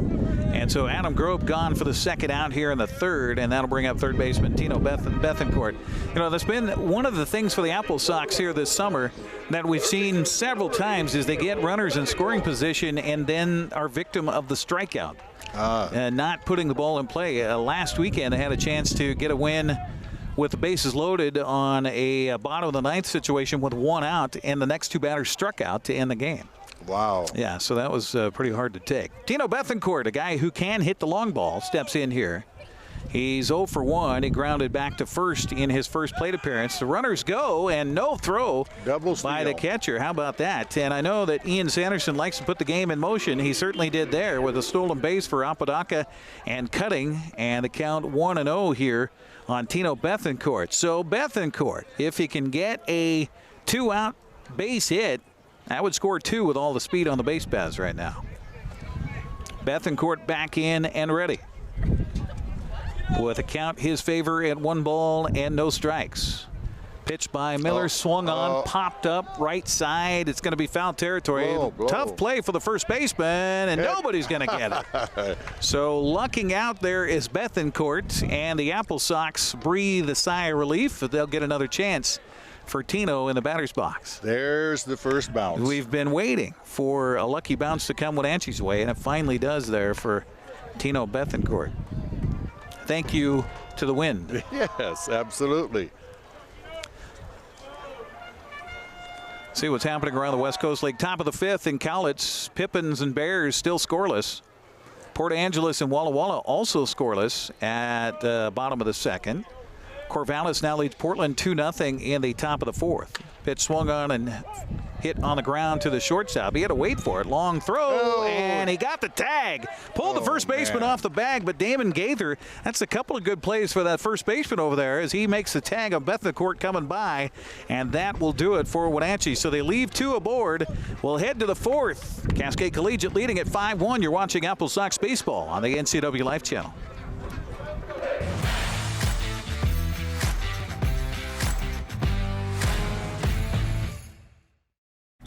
With PUD rebates, we'll give you money to upgrade your house and reduce your energy footprint.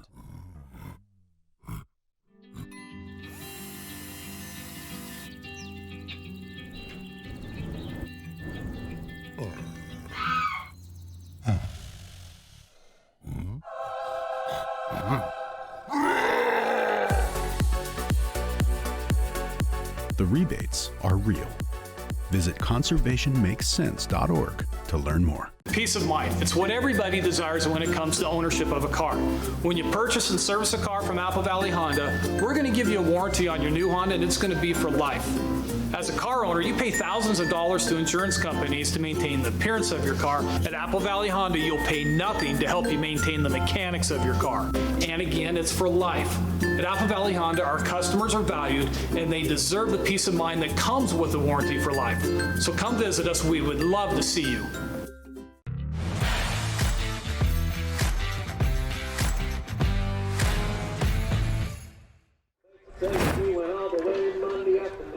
Top of the order due up here for the visiting Cascade Collegiate All-Stars here in the 4th inning as they lead it 5-1 over Wenatchee. Mason Fritsch, Evan Berry, and Damon Gaither due up here in the 4th frame for the Collegiate All-Stars. Our broadcast tonight brought to you in part by One Way Construction. Your project, your way. Call 509-679-3256 today, online at onewayconstruction.com. See a pretty good crowd on hand here tonight at Paul Thomas Senior Stadium as Trey Miller takes his last warm-up pitch as we come back to you here on a blustery night at the ballpark. Although, you know, I complain about the wind, but yeah, with the heat we've had, I'll take the cooler temperatures. Thank you very much. Yeah, absolutely. Yeah. Well, you guys have... Now, Dad lives over in Skagit County up in the hills outside of Mount Vernon, and you even hit 100-plus degrees, what, a couple of different days over at your place? 3 days in a row. Yeah, which is unheard of. Oh, yeah, because we're up at 600 feet in altitude besides, and in what we refer to as the foothills. First pitch to Mason Fritsch misses for a ball. 1-0 the count as Trey Miller continues to work here in the 4th inning for Wenatchee. It looks like maybe the pitch count might catch up with him here. The count 2-0 now to Fritsch as they've got a couple of bodies down in the bullpen for Wenatchee warming up now. 2-0 the count to Fritsch, who is 1 for 2 on the night with an RBI triple and a run scored. He also struck out to start the ball game. This pitch misses low for a ball. 3-0 the count.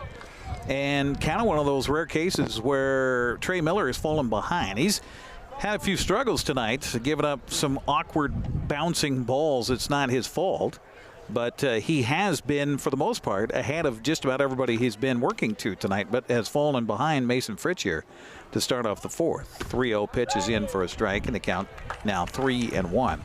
Broadcast tonight also brought to you by Sangster Motors, home of the all-electric Hummer, EV, and SUV. Order yours now. The American Challenge is on at Sangster Motors. 3-1 pitch, swung on and hit hard, but right at the shortstop. In fact, Adam Grob doesn't have to move his feet.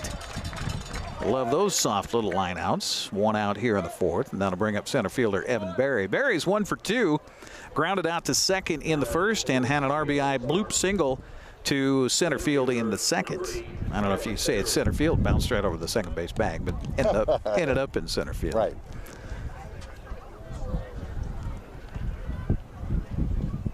couple of left-handed bats in a row. This pitch swung on, and there's another one. But no, I thought Grob was going to get at it. I thought he was going to be able to track that one down. I don't know if they're going to give him an error or not. It did glance off of his glove, but that's a tough play for the shortstop. I thought sure that was just going to softly serve into left center field for another little base hit here for Evan Berry. Looking at the scoreboard to see how they score that. I think that's got to be a base hit. Nope, they say an error. So E6 puts Berry at first base, and that'll bring up first baseman Damon Gaither. Gaither 1 for 2 tonight. He had a base hit and scored a run on the first. Cascade Collegiate's first run of the ball game. Swinging a fly ball through the gap, going to get into center field for another base hit. The runner at second is going to hold there. Good job by Apodaca to get that ball back in quickly. But a sharp single to center by Gaither, his second base hit of the night. And that puts runners at first and second here for Cascade Collegiate. And we'll look below us to see if we're going to get a coach emerge from the dugout. I don't know if he's warmed up down there. Is that number 26 or 28, Dad? I can't see that. I can't either. It is 28. 28. Okay. Now I'll have to see if my roster for Wenatchee blew away or not. Strike called here to Bo Blowers. Blowers 1 for 2 with a RBI double and a strikeout. And, well, I don't have a 28 on my roster for Wenatchee, so is that 26 possibly? Jeffrey Heinrich is number 26. The net's in the way. It makes it difficult it's hard to see down there. To see the number. 0-2 quickly the count to Bo Blowers here. 1 down, 2 aboard for Cascade Collegiate. They've had pressure on Trey Miller throughout the night here with runners on the bags. Pitch misses away for a ball. 1-2 trying to get Blowers to chase one out of the strike zone. I think it's 26. 26, okay. That would be Jeffrey Heinrich out of Brentwood, California. Freshman, redshirt freshman from LSU down in the bullpen for Wenatchee. Strike 3 called, gone looking for the second time in a row is Bo Blowers. And that's a big strikeout there. It's the second out of the 4th inning, and that'll bring up left fielder Chase Stewart. Stewart is 1 for 1. He walked in the first and singled and scored in the third. Box for AppleSox fans. Imagine that.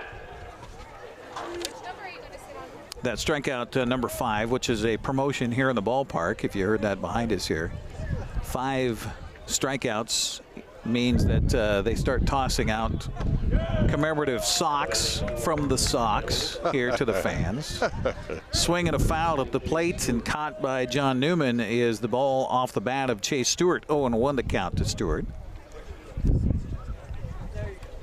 Stewart back in the right-handed batter's box. And Miller ready with the 0-1 pitch. It's high for a ball. 1-1 the count.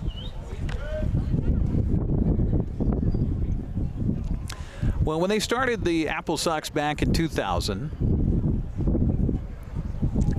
Jim Corcoran, the owner at the time, he had a very good example. This pitch swung on and fouled off, and the count goes to ball and 2 strikes. He had a great example over in Everett with the AquaSox. Right. On how to have some fun at the ballpark. Yes, there's baseball, but you got to make it fun for everybody, including the kids. And thus the between inning promotions, the on-field stuff, the in the stand stuff. And so they took a lot of that example and used it here in Wenatchee, and it has certainly paid off with the fans, that's for sure. This pitch is bouncing in for a ball.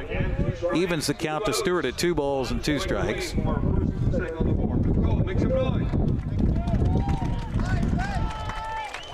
Again, 5 strikeouts on the night here for Trey Miller, trying to get the final out here in the 4th and be his first clean frame of the game. It is a little bit low, tossed down to first. Dangerous backhand play down there by Zach Toya.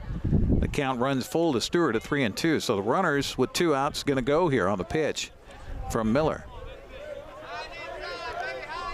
Getting some support verbally from the fans here at Paul Thomas Senior Stadium. 3-2 count, 2 on, 2 out. The pitch to the plate, swung on and missed. Good curveball there, fooled him. And the 3rd out is the 6th strikeout of the game for Trey Miller, who gets high fives from his teammates heading into the dugout. We'll take a break and come back with the bottom of the 4th. Wenatchee trailing Cascade Collegiate 5-1. You're watching AppleSox baseball on the NCWLIFE Channel.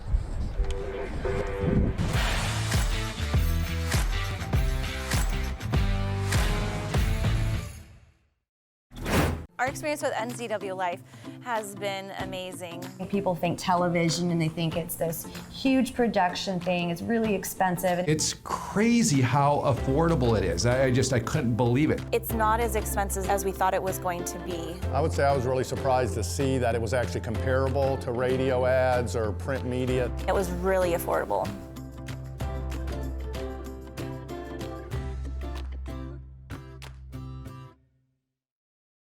Transform your windows with a variety of colors and styles like the Allure Transitional Window Covering by Lafayette Interior Fashions. Hi, this is Darren with Mini Blinds and More. We can install the latest and greatest in technology to open and close your blinds with only a touch of a button. From the largest windows in your home to room darkening shades for the bedroom. From stylish shades for your entertainment room to custom blinds for those hard-to-fit places. We have a solution for all of your window covering needs. We offer a variety of window coverings from Lafayette Interior Fashions. Call us today. We are Mini Blinds and More, your local blind store.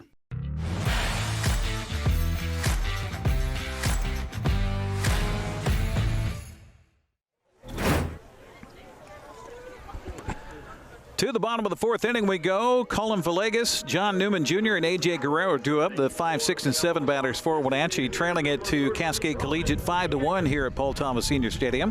Thanks for joining us on the NCWLIFE Channel. My name's Eric Granstrom. My dad, Dave Granstrom, is here tonight, sitting to my left. And I wanted to ask you, Dad, since I got you on the broadcast here tonight, you've been, of course, a longtime baseball fan. But I don't know if you're as big a fan as my grandma, your mother, was. Oh, brother. Yeah, she, from the day the Mariners took the field, she never, ever missed a game on the radio. And I was able to get her to the ballpark, and she got to see Nolan Ryan pitch on his against Seattle. It turned out to be his last game. Yep, that was the last game of his career. Yeah, that was a big promotion that night. I remember that well in the Kingdome, because it was Nolan against Randy Johnson. Right. And there was a promotion. If either one of them threw a no-hitter, you got a free ticket to another Mariner game. This pitch misses high to Villegas. 1 ball and 1 strike to Collin. But Grandma would not only just listen to the game, she'd keep score. Oh, my God, yes. Well, she was a crossword worker, so I guess that just fit the bill. But she absolutely never missed a game. Do you remember her before the Mariners doing that? Never. Like as a kid? I mean, you had Seattle 6 or 6 Stadium. Right. The Rainiers played at 6 Seattle Stadium, and she did attend some of those games. Her mother and stepdad lived up on the hill. From their house, you could see the lights of the stadium. Now, talk about historic places for baseball in the Northwest. Now, as a kid, you were able to get in by getting a ball outside the stadium and bring it in, or how did that work? Well, that was true, too, but I saved my Wonder Bread wrappers. And when you had so many of them, then you got a free ticket.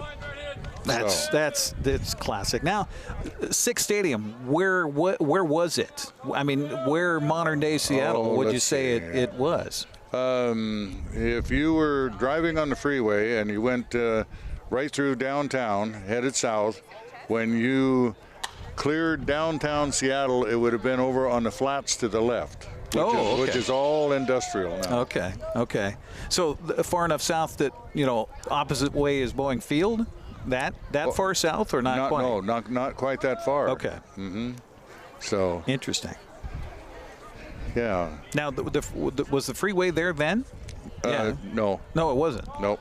Oh, that shows you how many years ago that was. Ball 4 issued to Villegas, so the AppleSox get the leadoff man aboard for the 2nd inning in a row via the walk here. And that'll bring up catcher John Newman Jr. Well, if the AppleSox just keep at it, eventually they're going to break through here. Got runner aboard again, and John Newman will step up. John with a seeing eye single in the 2nd inning. We got a Coyote. Coyote is here, joining us on the broadcast as well. Coyote, we're going to get a little magic going here in this inning? You betcha. All right. Coyote's going to rub the paws together and get some magic going here tonight. Yeah, right. Okay. Oh, you know what? I should take a picture of us all together here. I'll see if I can do that and do the play-by-play at the same time and work my camera. Okay, we'll turn it around here. So we'll get. There we go. We'll get the bunch of us. Here we go. Okay, are you smiling, Coyote? Are you? Oh, you are smiling. Okay, here we go. All right. All right. We got the picture in. Oh, and of course we're on TV too. I forgot about that. There we go. 1-0 the count here to John Newman Jr. And the pitch swung on and fouled back through the pine trees behind Paul Thomas. 1-1 the count. So baseball, we were talking about this the other night on the phone during the All-Star game. And I couldn't think, for whatever reason, I was thinking about my favorite player, and they're talking about the historic players of all time. Of course, the big ceremony before the ball game for Hank Aaron, and what a ceremony that was with his wife representing he and the family out on the field, and of course for the home run derby, everybody wearing number 44. That was special. But your favorite player? Ted Williams. Ted Williams. And as soon as you said that, I went, well, of course it was Ted Williams. Now Ted was a fisherman, big-time fisherman. Was that why, or was it just his play that just drew you in? Multiple things. I read the book he wrote on hitting, of course, and the fact that he was in 2 wars, World War II and Korea, and took time out from a stellar career to participate in these actions for the country helped. Swing and a miss. Strike 2 to John Newman Jr. We had a timeout on the field. We had some youngsters that got down onto the field of play, and in fact they're again in the field of play in foul territory down the right field line, so you don't want that. The 1-2 pitch swung on it, popped up, foul, and out of play. And the count stays at a ball and 2 strikes. On the question of the Rainiers at Six Stadium, that was a brewery. Okay. That it was named after. And they were one of the major sponsors. Now, it was different than the Rainiers of today because you had people on their way up and on their way down in baseball. And were they affiliated then? Swing and a foul tip into the glove and a strikeout here for Newman. I have no idea whether they were affiliated. Now, you were how old about that time? Oh, I was started at 6 years old. Okay. Going to the games. Okay. So, were your introduction to baseball at any kind of a level like that, was it radio? First? Yes, radio first, and then actually getting to see them play. Put what you hear to made it real. Then, sure. Of course. A.J. Guerrero now steps up for the AppleSox. 1 on, 1 out here in the 4th. Visiting with my dad, Dave Granstrom, on our broadcast here, who introduced me to baseball. And I think that's, until today maybe, for so many generations, it was a father and son thing. Right. And in my case, it was actually more of a mother to son, because my mother had played softball when she was in grade school and early in high school in Canada. So. And what's interesting about that, I was just talking with my mother-in-law, Kathy Camp, about that, who just came to town last night on the train. And I asked her, I said, well, what sports? Obviously, we think of Canada and we think of hockey. This pitch swung on and fouled down the right field line. That's going to stay foul, and nobody's going to get to it. So the count goes to 2-1 to A.J. Guerrero. And she said softball. That was the big thing. That's right. That's what we played. That's what my brothers played. Everybody played softball. Right. And I don't know why, I was kind of surprised about that. But, I mean, that's a long time ago for grandma to be playing softball in Canada. Right, yes, you bet. 2-1 to count to Guerrero here. With Collin Villegas at first. He'll run, and meanwhile the pitcher throws over, and he's going to get into second base. Thought they had him picked off dead to rights, but the throw from first to second not on line for Damon Gaither. And so that'll go down as a stolen base. Collin Villegas probably thinking, okay, I'm very lucky right now. But he's in scoring position for Wenatchee, and A.J. Guerrero at the plate with a count in his favor at 2 balls and a strike. Then, 100 years later, I got a chance to bat against one of the pitchers that I watched pitch for the Rainiers. Oh, no kidding. Yes. Now, I was going to ask you about that because we talk about this summer collegiate all-star team that goes around and plays games against the West Coast League.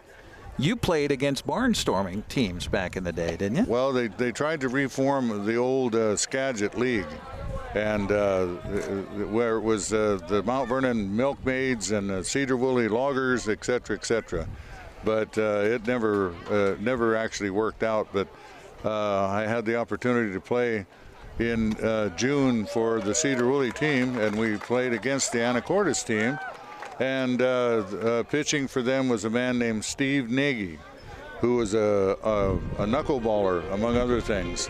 And no, I never touched the ball.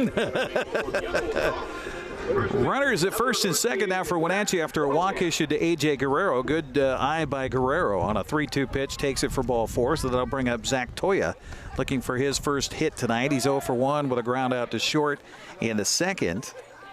Now, I was just talking about this to somebody here about a month ago in reference to baseball.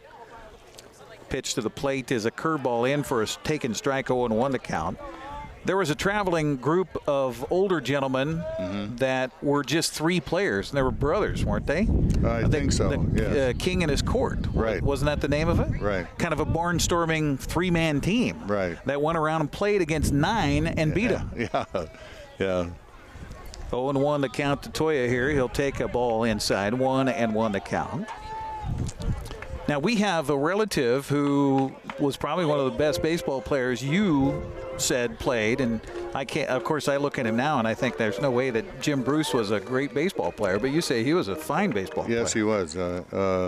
It's too bad that he didn't go on to school and play. 1-1 to count here. Curveball misses low for a ball. And that's something that's so important for a lot of these guys that make up the West Coast League. They're going to junior colleges. Right. And junior colleges, baseball is all over Washington and the West Coast in the United States, junior college level baseball, giving these kids a chance not only to play more, but to get an education in the process. Exactly. That's what's so sad about football going away, because look at all the education chances that went away with that. Swing base hit to center field, rounding third and heading for home. Scoring is Collin Villegas. Holding up at second is A.J. Guerrero, an RBI single for Zach Toya, and the lead is now cut to 5-2. See, that's Coyote power. Yep, that's right. We got a visit from the Coyote, and we asked for a little magic from the Paws, and the Paws delivered on a little slap single to center by Zach Toya, and that'll bring up right fielder Aiden Selfridge.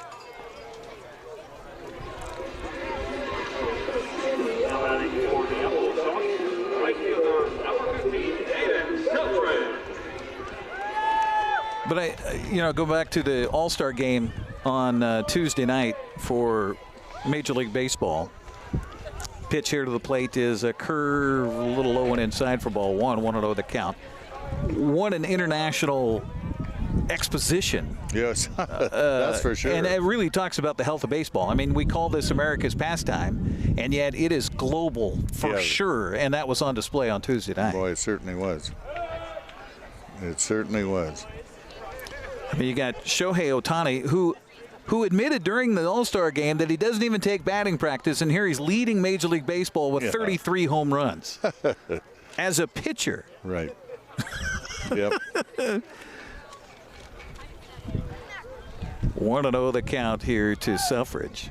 Runners at first and second. We got timeout called by the home plate umpire because Aaron Robertson was taking a little bit longer than Selfridge wanted, and so he gets timeout.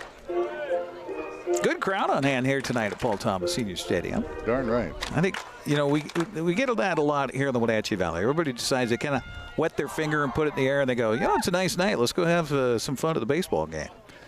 Pitch is low, and a big lead out there at second base by A.J. Guerrero. Count goes to 2-0. Nice stop by Clayton Waltz behind the plate for Cascade Collegiate. So the lead has been cut to 5-2 here, but Wenatchee still batting and still with runners on the base paths with just 1 out in this 4th inning.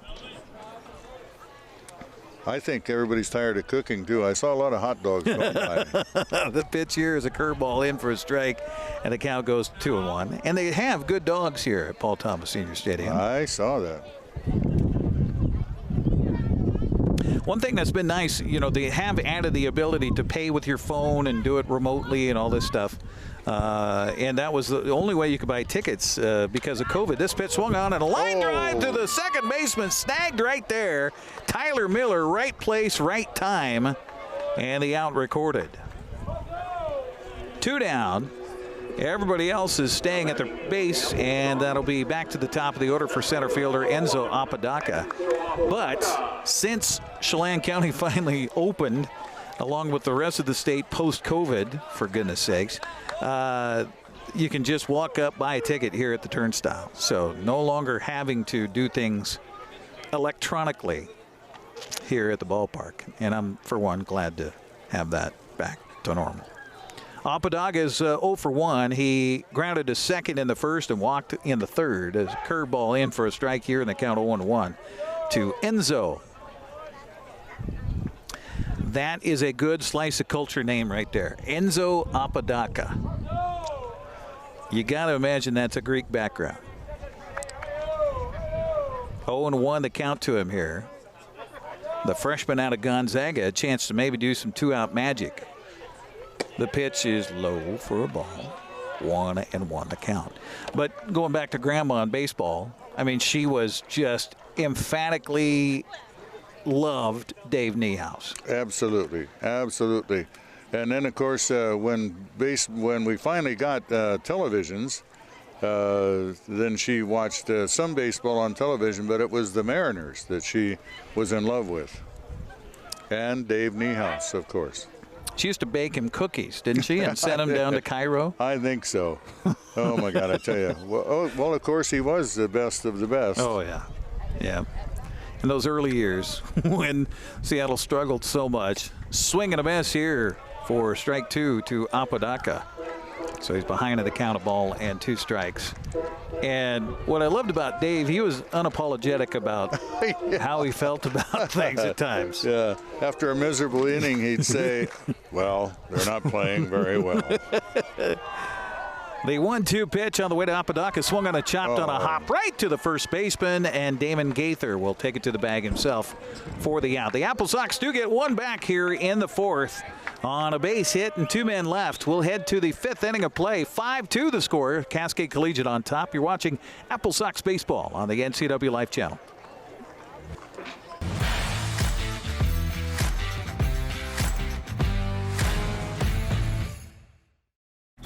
With PUD rebates, we'll give you money to upgrade your house and reduce your energy footprint.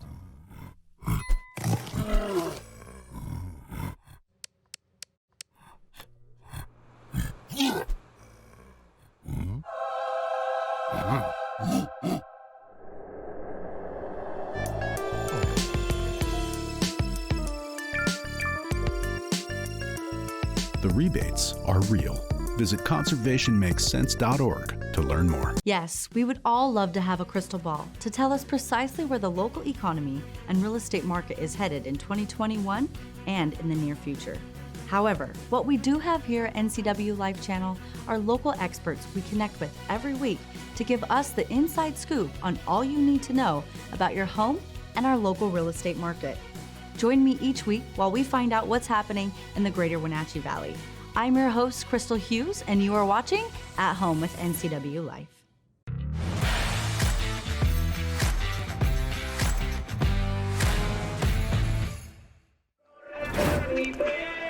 Welcome back once again here to Paul Thomas Senior Stadium. New pitcher in the ballgame for the AppleSox. Trey Miller's night is over. He goes 4 innings, allows the 5 runs on 7, 8, 9 base hits.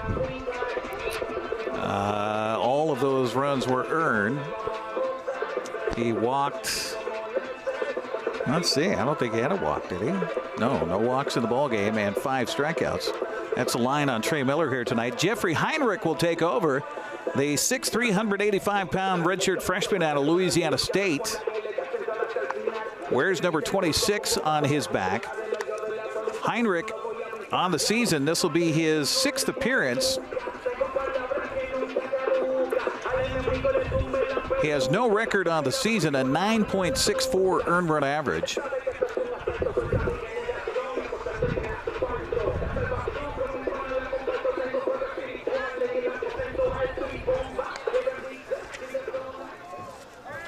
So he takes over now for Trey Miller as Clayton Waltz, Evan Overmars, and Tyler Miller are due up here in the 5th inning for the Cascade Collegiate All-Stars. The catcher, number 14, Clayton Waltz. Well, Clayton Waltz has 0 for the night so far. Number 26, Jeffrey Heinrich. He struck out twice, and both times looking. First pitch from Jeffrey Heinrich on the way to the plate, and it's a little bit high and inside for a ball. 1-0 the count. Heinrich from Brentwood, California, finding his way to Louisiana State. Tigers like this young right-hander. The second pitch in for a strike, and the count even now at 1-1 strike. Our broadcast tonight brought to you in part by Save Mart. Shop smart, shop local, providing outstanding value and service since 1962. 1-1 to the leadoff man here in the 5th, Clayton Waltz. AppleSox trailing at 5-2. Pitch by Heinrich, swing and a miss, and he was behind that one, and the count a ball and 2 strikes.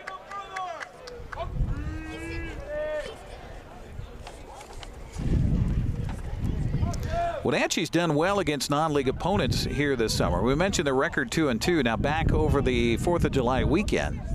Had a big weekend that weekend. The 1-2 pitch swung on a chop back over the mound. Shortstop over to his left will field and throw, and it's in time to get the out. Nice play by Adam Grob. He had to go a long way over behind the bag at second. Is able to make the field and the throw in time for the outs. One down here for Cascade Collegiate brings up third baseman Evan Overmars, who's 2 for 2 on the night with a double and a single and a run scored. But Wenatchee, back in that holiday weekend, scored 35 times in 2 games against the Highline Bears on the 4th of July weekend. So they're going to have to somehow hearken the spirits of Independence Day and the Independence bats here over the next 4 frames in order to come back in this one, trailing at 5-2 right now. First pitch misses to Evan Overmars. 1-0 the count by Heinrich. Big, tall right-hander on the mound. And the delivery on the way. Swung on a foul back, and the count even at 1 and 1 strike. We have 2 more baseball broadcasts scheduled here on the NCWLIFE Channel this summer. Next couple of Fridays. We'll be here next Friday, the 23rd of July, for Yakima Valley in town, and then back again on the 30th for the Northwest Star Academy here at Paul Thomas Senior Stadium. Be sure and get your AppleSox tickets. Pitch misses high for a ball. 2-1 the count to Overmars. AppleSox.com, the place to go. You can buy your tickets online, or, as we mentioned, things back to normal here at the ballpark, so you can come and walk up and buy your tickets on game day. 2-1 count to Overmars. Heinrich ready, and the delivery is in there for a strike, and the count even at 2 balls and 2 strikes. You can hear the dugout below us getting a little more vociferous here. Trying to get a little charge for the AppleSox. Start something defensively to help out the offense here. 2-2 count to Overmars. Back in the right-hand batter's box. And the pitch to him is an off-speed pitch in the dirt outside. And the count runs full to Overmars at 3-2. One down here in the 5th. Trey Miller waiting on deck. It's been the bottom of the order for the Collegiates that has done the damage. Overmars and Miller are 4 for 4. They've got 4 of the 9 hits in the ball game here for Cascade Collegiate. Pitch swung on and fouled back, and the count stays full at 3-2. Excuse me, 10 base hits in the game, and all of those 10 came off of the arm of Trey Miller, the starter for Wenatchee tonight. So he's on the hook for this one so far if Wenatchee doesn't come back, but we got a long way to go. Again, the 3-2 look in and pitch from Jeffrey Heinrich instead is a timeout called by the home plate umpire. Hey, just a note, too, this weekend with Cascade Collegiate in town, game time tomorrow night at 6:35. And then a early start on Sunday. Sunday is Dog Days at the park. You can bring your pooch to the park. No extra fee to get your dog in here. They are asking that all of the dogs and dog owners go down and sit in the grass area down the third baseline. This pitch is high for a ball, and should be ball 4, shouldn't it? I think Overmars lost track of how many pitches he saw. And so he'll head to the first base bag. Meanwhile, Tyler Miller will step in here for the Collegiates. 2 for 2 on the night with a couple of base hits.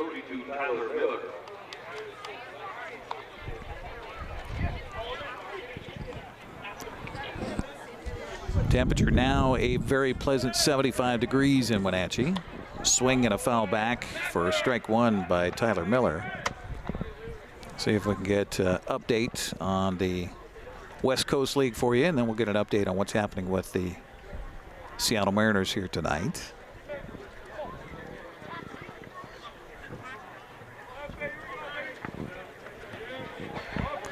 Bottom of the 7th in Cowlitz. How about this pitcher's duel happening between Yacobo Valley and Cowlitz tonight? Scoreless in the bottom of the 7th. Top of the 4th, all tied in Port Angeles between Walla Walla and the lefties. 1-1 in that one. Corvallis now extending its lead in the bottom of the 5th. Lead the Portland Pickles 5-1. Bend, meanwhile, leading Bellingham in the top of the 6th 2-0. Strike two, the call here to Tyler Miller from Trey Miller on the mound. Excuse me, Jeffrey Heinrich here for the Wenatchee AppleSox, relief pitcher. Second pitcher of the night used for Wenatchee. Heinrich ready with a runner behind him at first. The 0-2 pitch is a reaching ground ball hit. Only play for third baseman Tino Bethencourt is to first, and he'll get the out there. Meanwhile, down to second goes Overmars.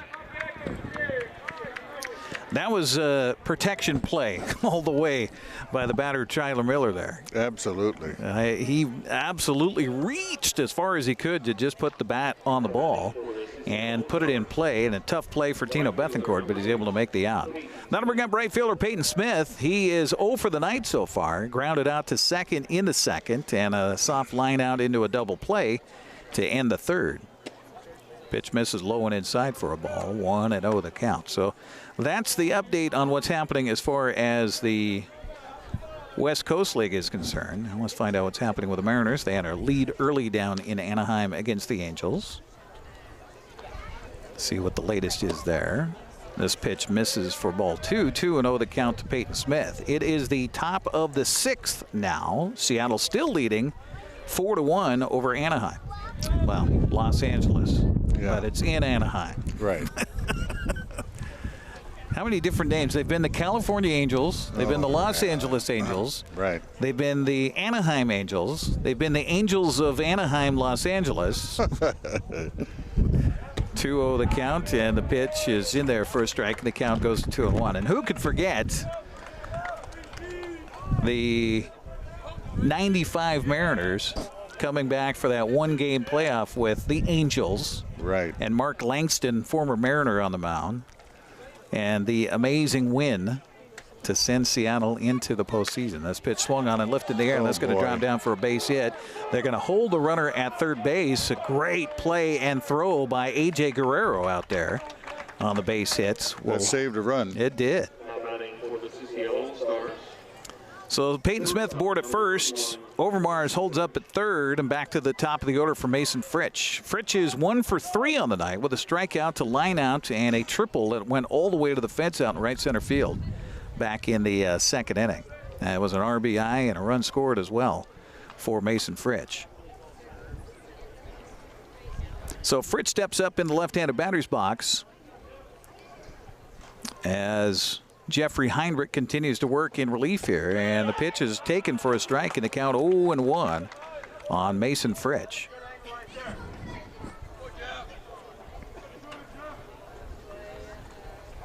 Runners on the corners here for the Cascade Collegiate All-Stars.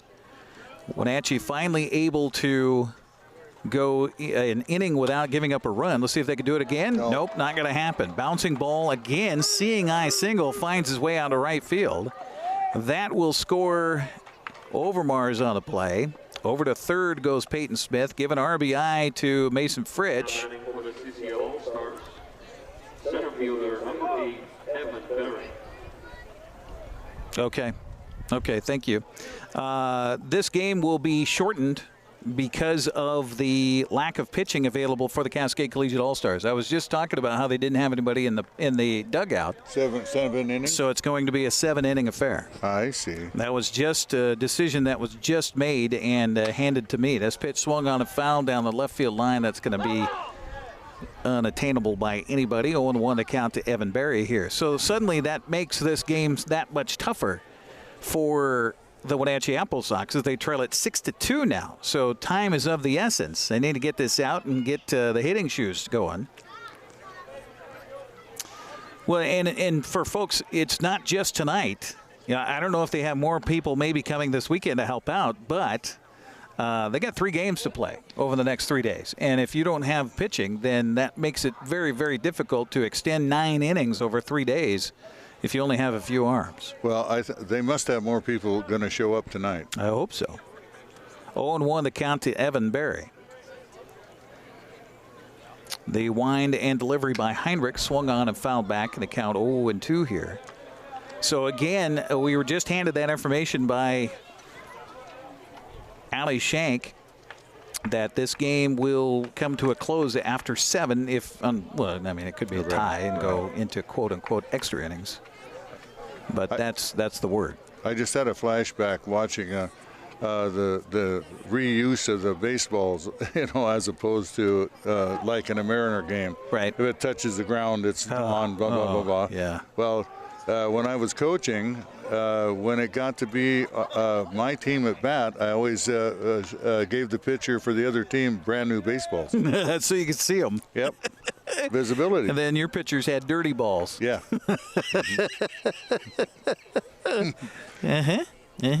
See, Houston didn't have all the answers.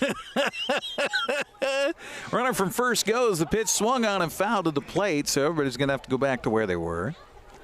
0-2 count remains to Evan Berry. So not just trash cans. No.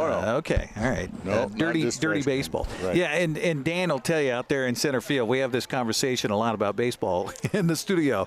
And it's really just a repeat of our conversation the night before on the phone. As I'll walk in, it drives me crazy. All the dumb baseballs. He barely touches the ground. And what drives me even further nuts, and here you got me going, is that a ball barely touches 3 scant little sand pieces of dirt behind home plate, and they throw it out and get a new ball in, which how long does that take? It takes time to do that. But then a base hit to right field, the right fielder throws the ball back to the pitcher, and he uses the ball again. I know. After it's crushed, bounces off the wall. Runner from first goes. The pitch swung on and popped up. Shallow center, going out. Second baseman. How about the play by Garrett Cutting? Able to cut that one down, and that'll stop the 5th after Cascade gets a run on 2 hits. They leave 2. We'll head to the bottom of the 5th, and now we find out a shortened game here tonight. It is 6-2. AppleSox with some business to do. We'll come back with more right after this. All right.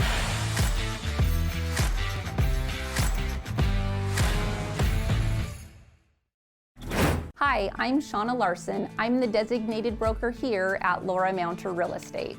We are a locally owned firm, and we've worked hard to earn our reputation of always doing business the right way. Laura Mounter Real Estate is continually investing in the best technologies and highest quality marketing. For these reasons, our community has voted us the world's best real estate office for the past 5 years. If you have real estate needs, let a Laura Mounter Real Estate agent show you the difference. Come on, I'm a certified technician. I was trained to take good care of you. 9. I've only been to the dealer. I've been coming here for years. These guys are great. Look around. The BMW, the Jag, the Volvo, they're all waiting for regular service. Well, the BMW has a little computer issue, but that's nothing we can't handle. Come on in. From regular maintenance to computer troubleshooting, trust the Global Car Care technicians with your import, diesel-powered, or domestic vehicle. Global Car Care. They speak your car's language. Dankeschön.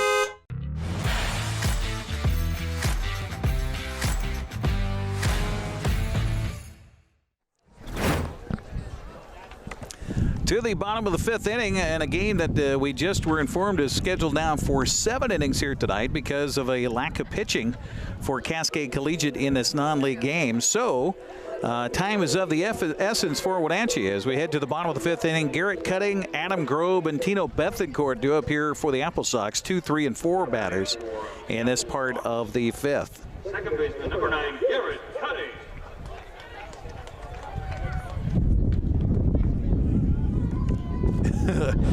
We talked about the lack of pitching for the Cascade Collegiate All-Stars. Garrett Cutting takes the first pitch from Aaron Robertson, 1-0 the count. They did have somebody throwing down in the bullpen area. Joel Norman, the voice of the AppleSox on radio, just sent me a text saying, we have no clue who the guy is warming up down the right field line. He wasn't on the card. Maybe they just recruited somebody. It could be. Hey, are you a size 36? Yeah, we have a jersey. Oh, goodness. Yeah, you don't need shoes. No. 2-0 the count to Cutting here to lead off the 5th inning on a night where the wind has shifted directions here. Swing and a foul to the plate, and the count goes to a 2-1. Where's it coming? It's coming from right field, right over the third baseline. So the wind switched around here and is kind of coming in or coming from the, what is that, south. Almost a southerly breeze here. It was coming at our back for most of the game so far tonight. This pitch bounces in for a ball. 3-1 the count to Garrett Cutting. Where was this wind when the AppleSox needed it? Oh, yeah, no kidding. Now, look at the flag out in center field. The flag is blowing out to right like it has all night, but right here on top of the third base dugout anyway, it is blowing from right across the diamond from one dugout to the other, from the first base dugout to the third base dugout. Weird. And it's a cool breeze. I'll mention that as well. Dragon breath. Feels good. So a walk given up to the leadoff man again for the AppleSox. This is well, 2 consecutive innings where they've gotten the leadoff man aboard via the walk. See if they can make it count here, as they will have a quick meeting on the mound and see how their pitcher Aaron Robertson is holding up. Well, these non-league games, we have seen some interesting things that have happened here in the past at Paul Thomas Senior Stadium. Back when Ed Naggs was the manager here in a game against Yakima, it wasn't the Pippins back then, it was a different Yakima team. Ed Naggs pitched to end the ball game. It was a game that was way out of reach with the visitors on top. And so Ed came in, and I think he pitched 2 innings of that one. Of course, he was the batting. The wind switches around again. Weird. What's happening to the wind here tonight? But Ed threw batting practice every night for Wenatchee, so he wasn't, a stranger to the mound. But this pitch is inside. The throw down to second base is not in time. I thought maybe the foot got past the bag there for a second. But no, another stolen base here for Wenatchee. And as the wind picks up through our microphones, 1-0 the count to Adam Grob. Grob is 1 for 2 tonight. He had a home run to start the ball game off in the first and then struck out swinging in the third. 1-0 the count to him here with a swirling breeze here at Paul Thomas Senior Stadium. The 1-0 pitch is a curveball missing high for ball 2. 2-0, and that was quite a lead there for Garrett Cutting from second base. He probably could have stole third base if he wanted to. Yeah, that's... They're not really paying too much attention to the base pass. Well, the AppleSox already have a double steal tonight, so... Yeah, they've got it's possible. I think 4 stolen bases in the ball game now. This pitch swung on and a fly ball to center field. I think the ballpark will hold this one as the center fielder Evan Berry goes back, makes the catch. Meanwhile, tagging from second and heading to third is Garrett Cutting. So the AppleSox have a man 90 feet away from scoring on a high fly ball to center field.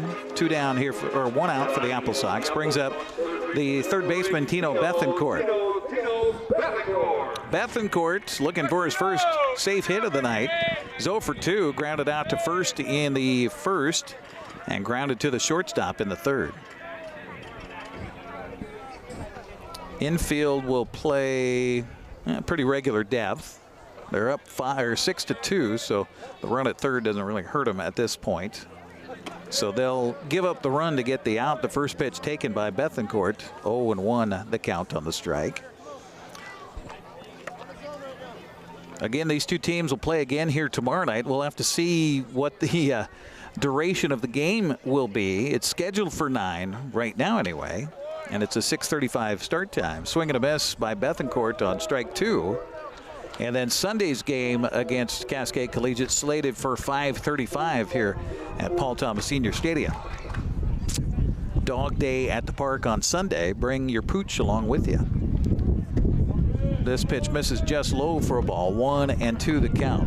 AppleSox do have another right-hander warming up down to the pen, and that is a man who was up earlier tonight.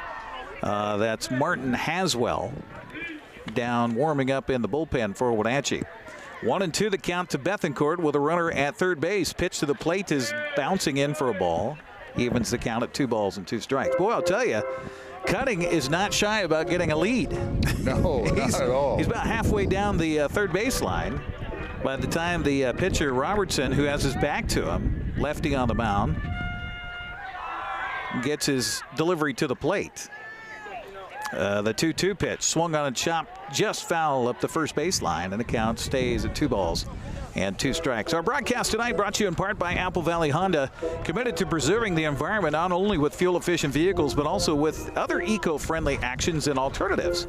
Test drive a new Honda today at Apple Valley Honda in East Wenatchee. Apple Valley Honda, proud to be a Honda Green dealer. 2-2 count here to Bethencourt with a runner in scoring position at third base.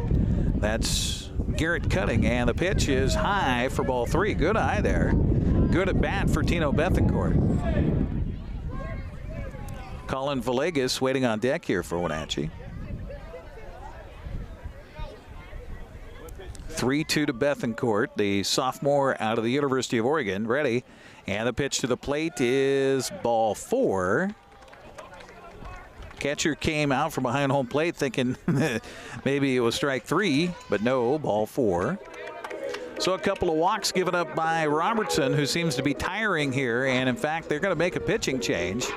This will be interesting because we don't have a roster that matches anything. So we'll make it up when we come back with the new pitcher taking over on the mound. We'll take a 60-second break and come back. You're watching AppleSox baseball in the bottom of the 5th. 2 on, 1 out. AppleSox trail at 6-2. We'll be right back.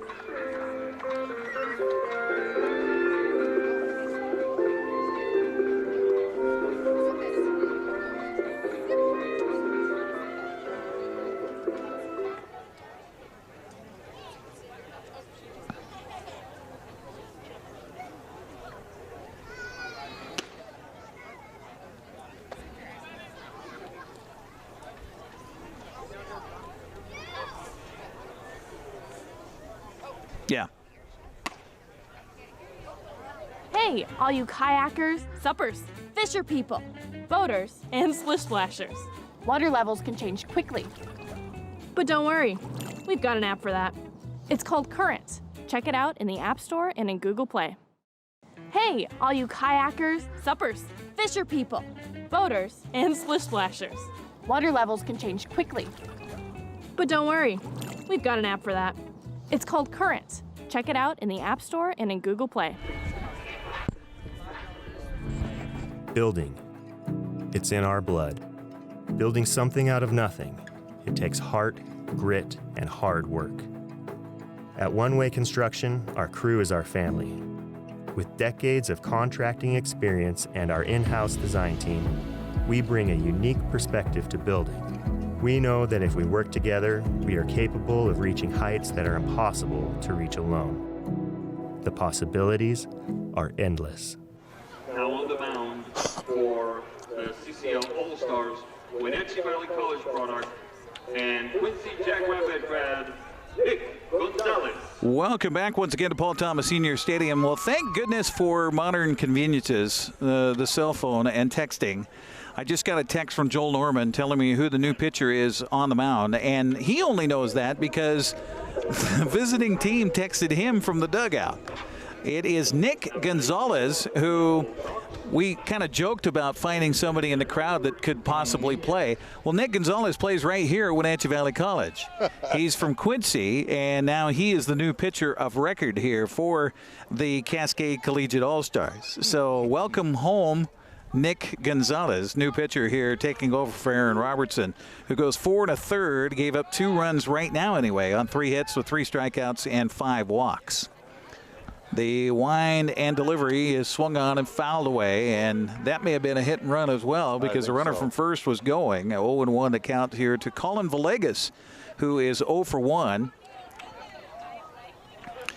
Deep fly out to center in the second, and he walked and scored in the fourth. So 0 for 1 night for Collin Villegas. Runners at the corners with just 1 down for Wenatchee, trailing at 6-2 here. And a game we were just told is shortened up to 7 innings. Pop up behind home plate, but that's going to get behind everybody here. And the count quickly 0-2 on Collin Villegas. Our broadcast tonight brought to you by the Chelan County PUD. Get cash back for energy-saving improvements to your home and business. Visit chelanpud.org/save for details on how to spend less on better equipment. 0-2 the count to Villegas here. And a toss to the bag at first. Whoa, there was a wiggle step over there by Bethencourt. he was going and almost picked off by Gonzalez. 0-2 the count to Villegas. Runner at third is cutting. Runner from first goes. The pitch swung on and hit in the air to left field, and that's going to go all the way back and go over the fence. A 3-run home run. How about that? It's now 6-5. Wow.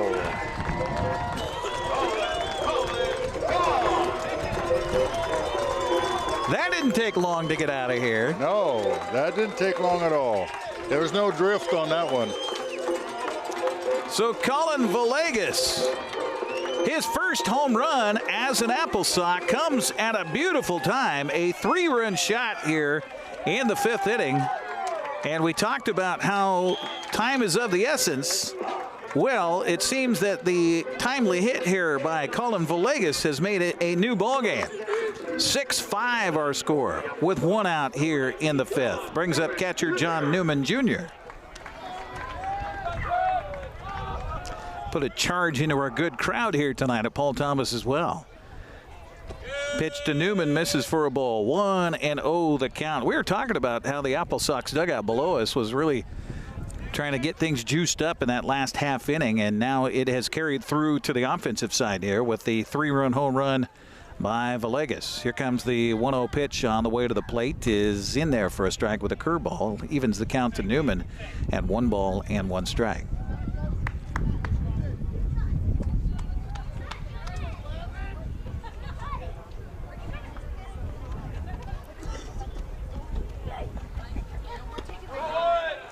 This pitch misses for a ball. 2-1 the count. Top of the 7th. Mariners with a runner aboard, still leading the Angels 4-1.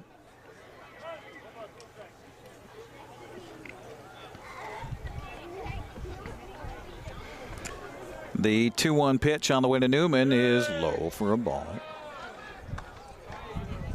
So that's 2 more runs atoned to Aaron Robertson tonight. He was responsible for the men on the base paths. And so he gives up 4 runs on the evening. The 5th run on the board is to Nick Gonzalez, and this pitch swung on and fouled back, and the count now 3-2 to John Newman Jr. A.J. Guerrero waiting on deck here for Wenatchee. The game began with an RBI double by Bo Blowers in the top of the 1st. That gave us our first run as Cascade Collegiate led it at that point 1-0. Adam Grob tied it with a solo home run in the bottom of the 1st. This pitch misses for a ball. I thought it was 3-2 before that, but I guess it's 3-2 now to John Newman. Cascade grabbed the lead back with 3 runs in the 2nd on an RBI groundout by Peyton Smith. RBI triple by Mason Fritsch. Strike 3 called here on John Newman, so he's gone. And 2 down here for the AppleSox brings up left fielder A.J. Guerrero. Guerrero's 0 for 1 tonight, lined out to left in the 2nd and walked in the 4th. Evan Berry also with an RBI single for Cascade in that 2nd inning as they played at 3 to take a 4-1 lead at that point. They made it 5-1 in the 3rd on a run scoring. and then added another run in the top half of the 5th on an RBI single by Mason Fritsch. He's got 2 ribbies on the night so far. But Wenatchee coming back with a run in the 4th, and then now 3 more here in the 5th to make it a 6-5 ball game on the 3-run home run by Collin Villegas. 1-1 the count now to A.J. Guerrero, who found the last pitch off on the first base side. Lights on here at Paul Thomas. Sun sinking to the west. Hazy skies here in Wenatchee. This curveball misses high for ball 2, 2-1. Thousands of acres burned just the last 2 days here in Wenatchee. Off to our north, Birch Mountain area, Sunny Slope, the Red Apple fire. Firefighters and air support have done fantastic work. Here to this pitch, swung on and hit in the air down the right field line. It's going to slice foul, however. By the way, that was foul over the fence. And the count goes to 2 balls and 2 strikes. Straighten that out a little bit, and we got a tie ball game. 2 outs, 3 in. Nobody on here in the 5th for A.J. Guerrero working against Nick Gonzalez, second pitcher of the night for the Cascade Collegiate All-Stars. Right-hander with the 2-2 pitch to the plate is chopped right in front of the plate. Up the first baseline, pitcher off the mound will field and throw, and got him. Umpire with a long look to make sure that the first baseman kept his foot on the bag. He did, and that will do it. But not before Wenatchee gets a 3-run home run from Collin Villegas to cut the lead to 6-5 as we head to the 6th, scheduled for 7. You're watching AppleSox Baseball on the NCWLIFE Channel.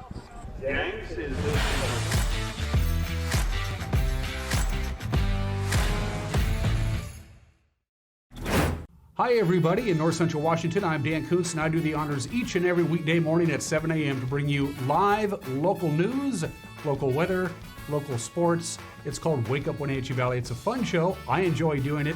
I invite you to watch it. It's Monday through Friday at 7 a.m. live right here on the NCWLIFE Channel. I interview movers and shakers. We have a good time. Start your day live and local. Wake Up Wenatchee Valley right here with yours truly on the NCWLIFE Channel.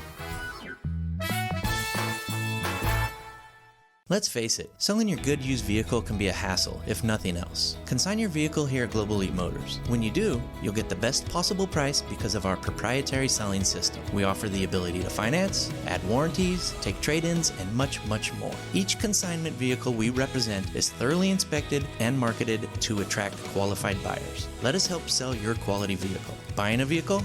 Consigning a vehicle? Stop by Global Elite Motors on Wenatchee Avenue at Global Car Care.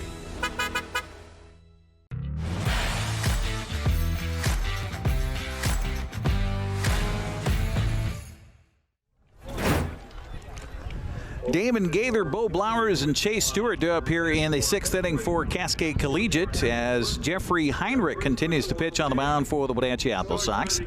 Thanks for joining us here on the NCWLIFE Channel tonight. Our broadcast brought to you in part by Global Car Care. Excellent customer service for imported, domestic, and diesel vehicles. Global Car Care. They speak your car's language. They're just wishing over the PA system a happy birthday to Terry Ayton, our home plate umpire here tonight. He's normally running the scoreboard up at the press box during the league contest, but brought him out of retirement to do some umpiring here this weekend, along with Paul Weddle on the base paths. Appreciate all of their efforts. As we lead off the top of the 6th, now scheduled for 7 innings here tonight in a 6-5 ball game. First pitch is low for a ball to Gaither. Gaither is 2 for 3 on the night. Couple of singles. He scored a run and also was called out with batter interference on a catcher on a stolen base attempt in the 2nd inning. The 1-0 pitch is low for a ball. Mariners now lead the Angels 6-1 in the top of the 7th inning.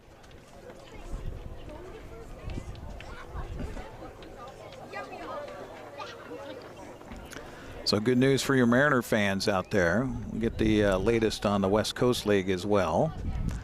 Well, a scoreless ball game has certainly changed between Cowlitz and Yakima Valley. They're in the bottom of the 8th now. Cowlitz leading at 5-0. So a scoreless game suddenly sideways here for Yakima Valley, which is good news for the AppleSox. Meanwhile, Walla Walla leads Port Angeles 5-2. That one's in the top of the 5th. Top of the 7th, Portland trying to come back against Corvallis. It's now the 9th, leading at 6-4 in that one, and Bend leading Bellingham at the top of the 7th by a score of 2-1. 6-5, our only non-league game of the West Coast League here. A swing and a miss by Damon Gather. Evens the count to 2 balls and 2 strikes to the leadoff man here in the 6th. By Jeffrey Heinrich. By the way, Heinrich has a lot of help behind him. There was a meeting of about 9 bodies, it seemed, down in the bullpen for the AppleSox moments ago. Heinrich ready, and the tall drink of water right-hander's pitch is swung on a miss. Beautiful curveball, pulled the string on that one. And so the first strikeout in relief by Jeffrey Heinrich is the first out of the 6th, and that'll bring up designated hitter Bo Blowers. Blowers has had a good night at the plate. Well, he started a good night at the plate with an RBI double that went all the way to the fence down in left field. Opposite way back in the first. He struck out looking the last 2 times up. So hoping to change that here is Bo Blowers, but AppleSox would love to set him down one more time. Swing and a miss on the first pitch. 0-1 the count. Lefty versus righty here in this matchup in the top half of the 6th inning. Our broadcast tonight brought to you in part by Laura Mounter Real Estate, voted world's best realtor in the Valley. That's Laura Mounter Real Estate. 0-1 the count. This pitch misses just low, and the count now a ball and a strike. Well, I certainly appreciate the help from our crew here tonight. We were originally scheduled to do a couple of things in 2 nights in a row, but we just didn't have the bodies in order to pull that off. This pitch misses inside for ball 2, 2-1 the count. But to everybody involved in our broadcast here tonight, Malcolm Whitehall back in our van, which is hidden behind the clubhouse here at Paul Thomas Senior Stadium. Dan Kuntz, our morning show host / line producer / cameraman / baseball aficionado, is out there in center field. We've got Josiah Davison and Levi Day over on the top of the first base dugout, manning our camera locations over there. Camera behind home plate is nobody. It's operating itself. This pitch is low and inside for a ball. 3-2 the count to the second man up here in the 6th, Bo Blowers.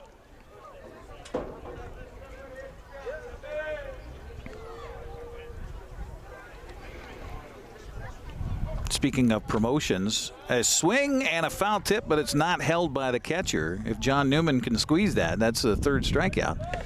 They're in various promotions around ballparks that I've been to across the West Coast League and formerly the Pacific International League. They had K-pop nights where they would select the visiting batter who they thought might strike out 3 times. And then if that happened, then the fans would get free pop or get discounted beer on the K-pop batter. Ball 4 here issued to Blowers this time around, so he'll get down to first base, and that'll bring up left fielder Chase Stewart. I remember in particular, first couple years for the AppleSox, their 2nd and 3rd year of baseball here in Wenatchee, so 2001 and 2002. They headed up to Kamloops, BC for the Kamloops International Baseball Tournament, or the Kibit as they called it. First pitch here swung on and fouled back and out of play in the count 0-1 to Chase Stewart. And they had a beer garden down the right field line. And in the beer garden, and this was a tournament, so there was one game after another after another after another. So you can imagine what's happening down the right field line through the game as the amount of beer is consumed down the right field line. And there were guys that were there all day, and they had a giant boot on a string. And if anybody ever made an error, then that boot came flying out of the beer garden halfway out into the outfield, and then they'd slowly drag it back to emphasize the fact that somebody booted a ball. Oh, yeah. Yeah. Good stuff. Yeah. Good stuff. Yeah. 0-2 the count here to Chase Stewart. Only in Canada. Yeah, that's true. 0-2 the count. The pitch here misses high for a ball. 1-2 the count. Good idea by Jeffrey Heinrich. Get the batter to chase after one possibly. Mariners, by the way, have extended that lead 7-1 at last check down against the Angels. So Seattle looking to start the second half of the season in good shape right now. Pitch to the plate, strike three called. Gone looking is Chase Stewart. Now's a hefty fastball off the arm of Jeffrey Heinrich. 2 down here in the 6th, and that'll bring up catcher Clayton Waltz. Waltz has been the victim of a couple of strikeouts as well here tonight. He is 0 for 3, grounded out his last plate appearance to the shortstop in the 5th. The catcher, number 14, Clayton Waltz. Again, this game has been shortened due to the lack of pitching for the Cascade Collegiate All-Stars, and so it will be a 7-inning affair scheduled. And I was not given a note about the rest of the weekend as far as the 2 games on Saturday and on Sunday. This pitch misses high to Clayton Waltz, 1-0 the count. So make your plans accordingly. The game time starts will still be the same. And we certainly encourage you to come out and cheer on the local baseball team, the Wenatchee AppleSox. 6:35 game time tomorrow night and 5:35 on Sunday, Dog Day at the Park. The 1-0 pitch is a fastball missing away for ball 2, 2-0 the count.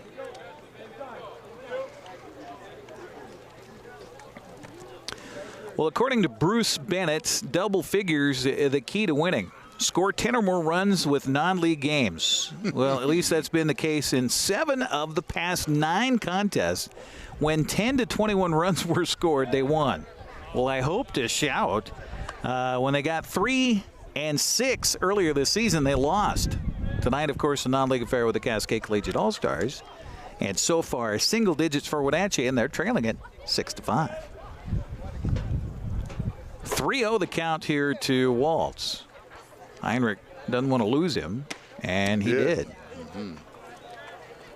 So it's been kind of an interesting inning here for Jeffrey Heinrich. He's struck out 2 and walked 2. Ian Sanderson, who is a pitching man by trade, will come out to talk with his right-hander on the mound. And our broadcast tonight brought to you in part by Mini Blinds and More. They specialize in custom blinds, shades, draperies, exterior awnings, exterior sunscreens, unmatched customer service. That's at Mini Blinds and More. If you couldn't tell, we are right below the loudspeakers on a post here. So whenever they decide to go to music, it completely comes raining down from above us. So we have to turn all exterior microphones off. Pitch here is in there for a strike. 0-1 to count to Evan Overmars, who is 2 for 2 on the night. Double, a single. He scored twice and walked. So a busy night for Evan Overmars, also at third base defensively here for the Cascade Collegiate All-Stars. The 0-1 pitch on the way by Heinrich, swung on and lifted in the air to right field. Should be playable here for Aiden Selfridge, and he reaches up. That did take a little extra oomph at the end there, but he does make the catch for the out. So that'll do it for Cascade here in the 6th. Scoreless. Leave a couple stranded. We'll head to the bottom of the 6th inning. 6-5 our ball game. You're watching AppleSox Baseball on the NCWLIFE Channel. Stand up, stretch our legs, and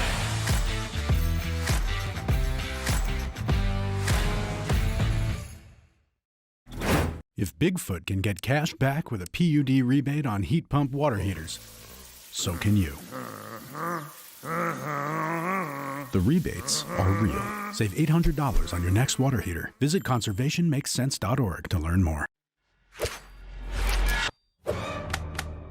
If Bigfoot can get cash back with a PUD rebate on new insulation, so can you. The rebates are real.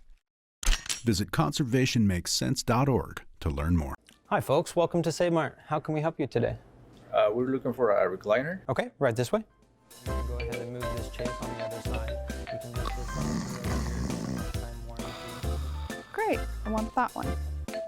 I like that one. That's a great choice. And I want this one as well. Okay. And I definitely want this one. You'll find it at Save Mart. Full service at a low, low price.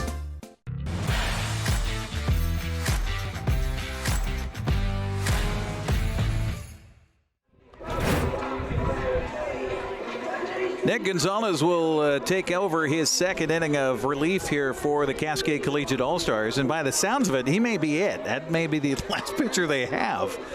Since this game has been shortened to 7 innings, Wenatchee up again it here. Collin Villegas put a big punch in that lead with a 3-run home run in the 5th inning, and that made it a 6-5 ball game where we sit right now.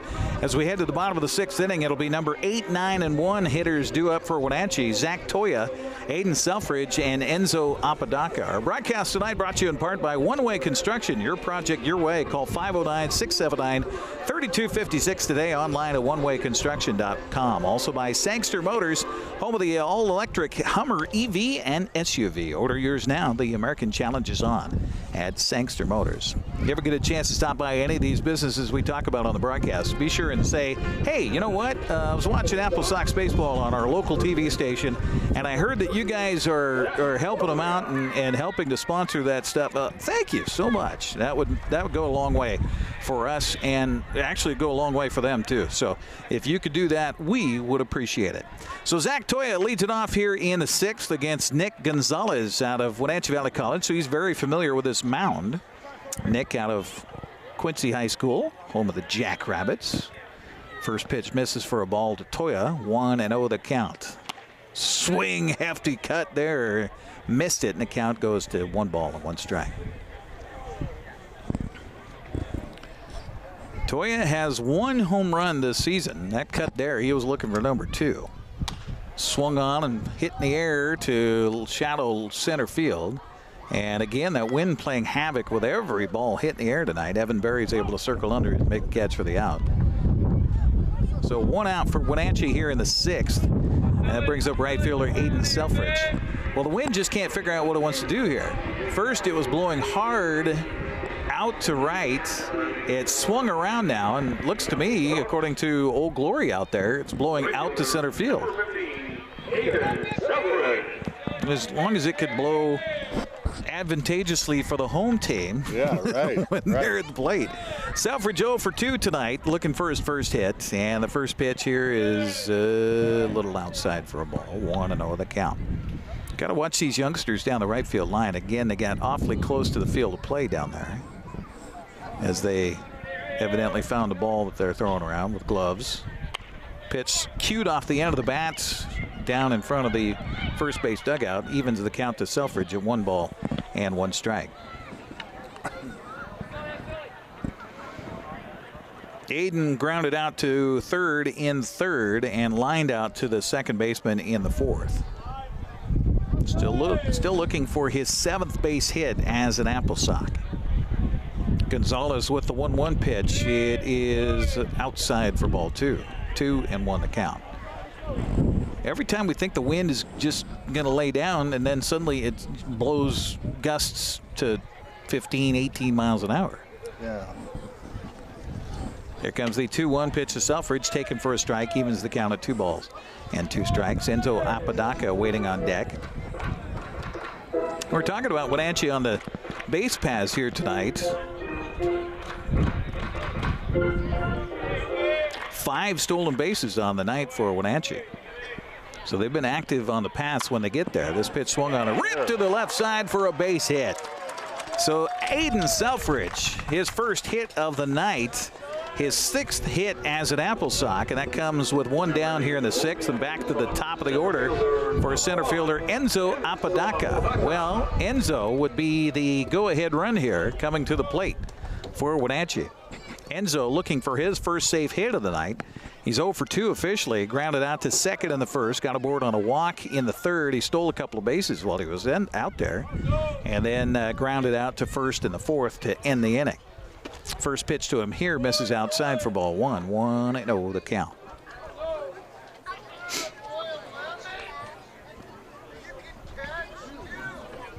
(1-0) to Apodaca. Nick Gonzalez working from the stretch. Right-hander's pitch to the plate, bounces in, and thinking about leaving for second with Selfridge, but a nice stop by Clayton Waltz behind the plate, and the count goes to 2-0 to Apodaca. Now the umpire finally comes down the right field line telling the kids to get off the field down there. Because they are, well, they're first of all, they're in the bullpen for the visiting team, which they shouldn't be. But also, they step over that line that stretches beyond the dugout. They're in the field of play. They're not in fair territory, but that is still part of the area where you can catch the ball if it goes over there. 2-0 the count to Apodaca. Toss to the bag at first, not in time.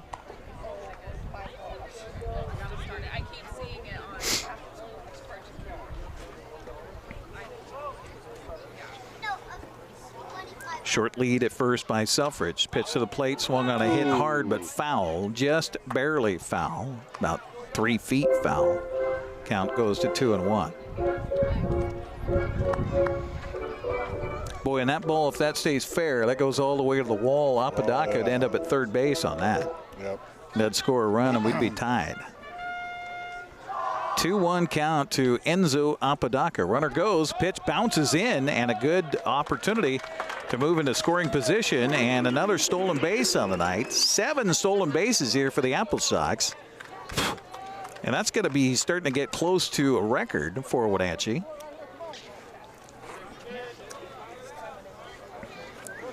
I don't remember ever seeing that many stolen bases in one night. So we'll have to.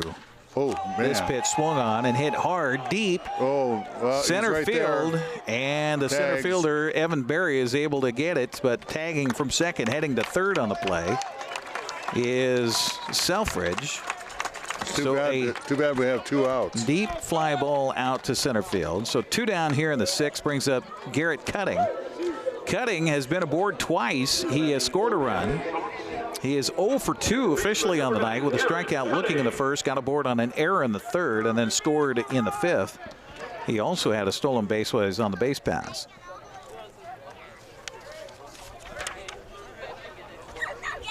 So looking for a 2-out little magic here for the AppleSox. First pitch taken for a strike to Cutting, 0-1 the count.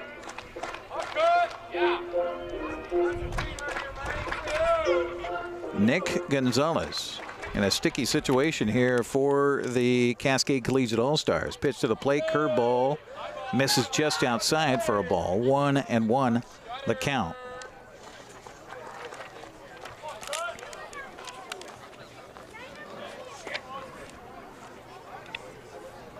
Trying to look through my guide for the AppleSox, see about this stolen base situation. Swing and a miss by Cutting there, and the count a ball and 2 strikes. I'll have to do that during a commercial break, see if I can find what the record is for stolen bases in a game. But good night for stealing bases here for the Sox so far. The 1-2 pitch swung on and hit in the air to gap in center, left center field. It's going to drop down for a base hit. The AppleSox are going to tie the game on the RBI double with 2 outs by Garrett Cutting. 6-6 our score. You know, ever since the Coyote came over here, and gave us a little good luck paw. That's absolutely true. It has turned the tide for Wenatchee. You know, the stolen bases were not uncontested either. No. So the Sox have tied it here in the bottom of the 6th on a 2-out RBI double by Garrett Cutting, and now Adam Grob will come up and maybe see if he can get a 2-out hit to give Wenatchee its first lead of the game. Grob 1 for 3 tonight with a solo home run back in the 1st. He struck out and flown out after that. First pitch here is in for a strike, and the count 0-1 on Adam Grob. Junior out of Saddleback College down in California. Came into the game tonight hitting .280 for the AppleSox. The 0-1 pitch to him is swung on and hit in the air. This is the opposite way, and there's going to be trouble. It's going to drop down for a base hit, hit the fence, and the game is now Wenatchee's on the RBI 2-out double by Adam ball.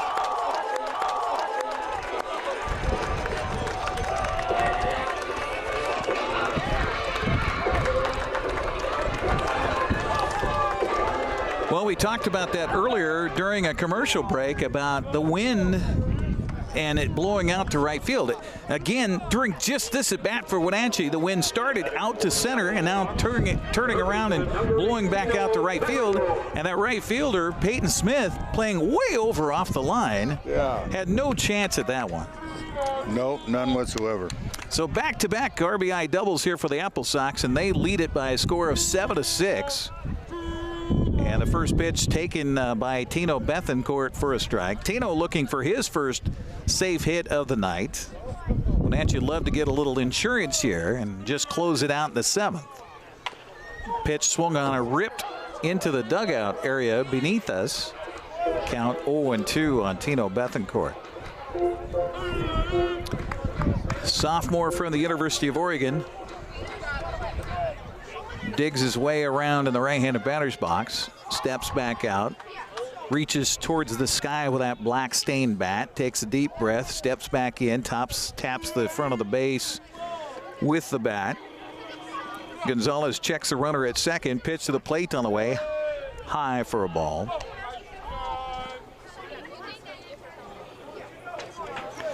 So Wenatchee trailed at one point in this game 5-1, cut it 5-2. Then it was 6-5, and now have taken the lead 7-6. Check swing, and I guess it hit the bottom of the bat. Evidently. Yeah. So the count at 1-2 on Tino Bethencourt. Our broadcast tonight brought to you in part by Save Mart. Shop smart, shop local, providing outstanding value and service since 1962. 1-2 the count to Bethencourt. And the pitch to him swung on and fisted down the right field line. This is going to be way foul. And the count stays at a ball and 2 strikes. Reminder, the AppleSox hosting Cascade Collegiate all weekend long. Come on back to the ballpark tomorrow night, 6:35 game time, and then 5:35 on Sunday for Dog Day at the park. You can bring your pooch down to the park and give a chance a dog to enjoy. This pitch gets off the catcher's glove, goes all the way to the backstop, and that allows Adam Grob to get down to third base. That'll be a wild pitch. Ball was outside and crossed up the catcher, Clayton Waltz. Wind continues to swirl here at the ballpark. Right now blowing out to right field. 2-2 the count now on Tino Bethencourt with a runner at third base and 2 down and 2 in the inning. The pitch is swung on and missed, and that'll do it for Wenatchee here in the inning. But they do get 2 runs on 3 hits and 2 big back-to-back RBI doubles. Can they hang on here in the 7th? We'll come back with Wenatchee leading it by a score of 7-6. You're watching AppleSox baseball on the NCWLIFE Channel.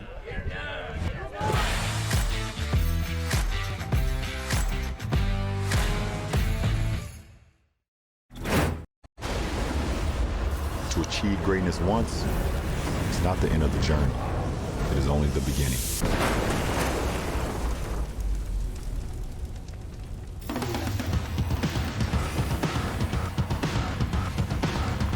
Introducing the next all-electric super truck. The revolutionary GMC Hummer EV SUV. Reserve one now while they last. With PUD rebates, we'll give you money to upgrade your house and reduce your energy footprint.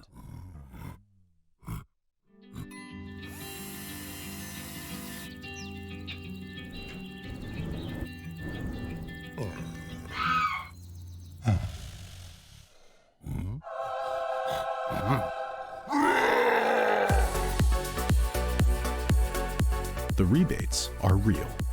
Visit conservationmakessense.org to learn more.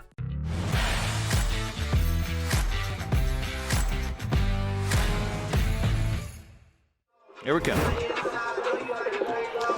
Well, to the top of the 7th inning we go, and we have a new pitcher on the mound for the Wenatchee AppleSox.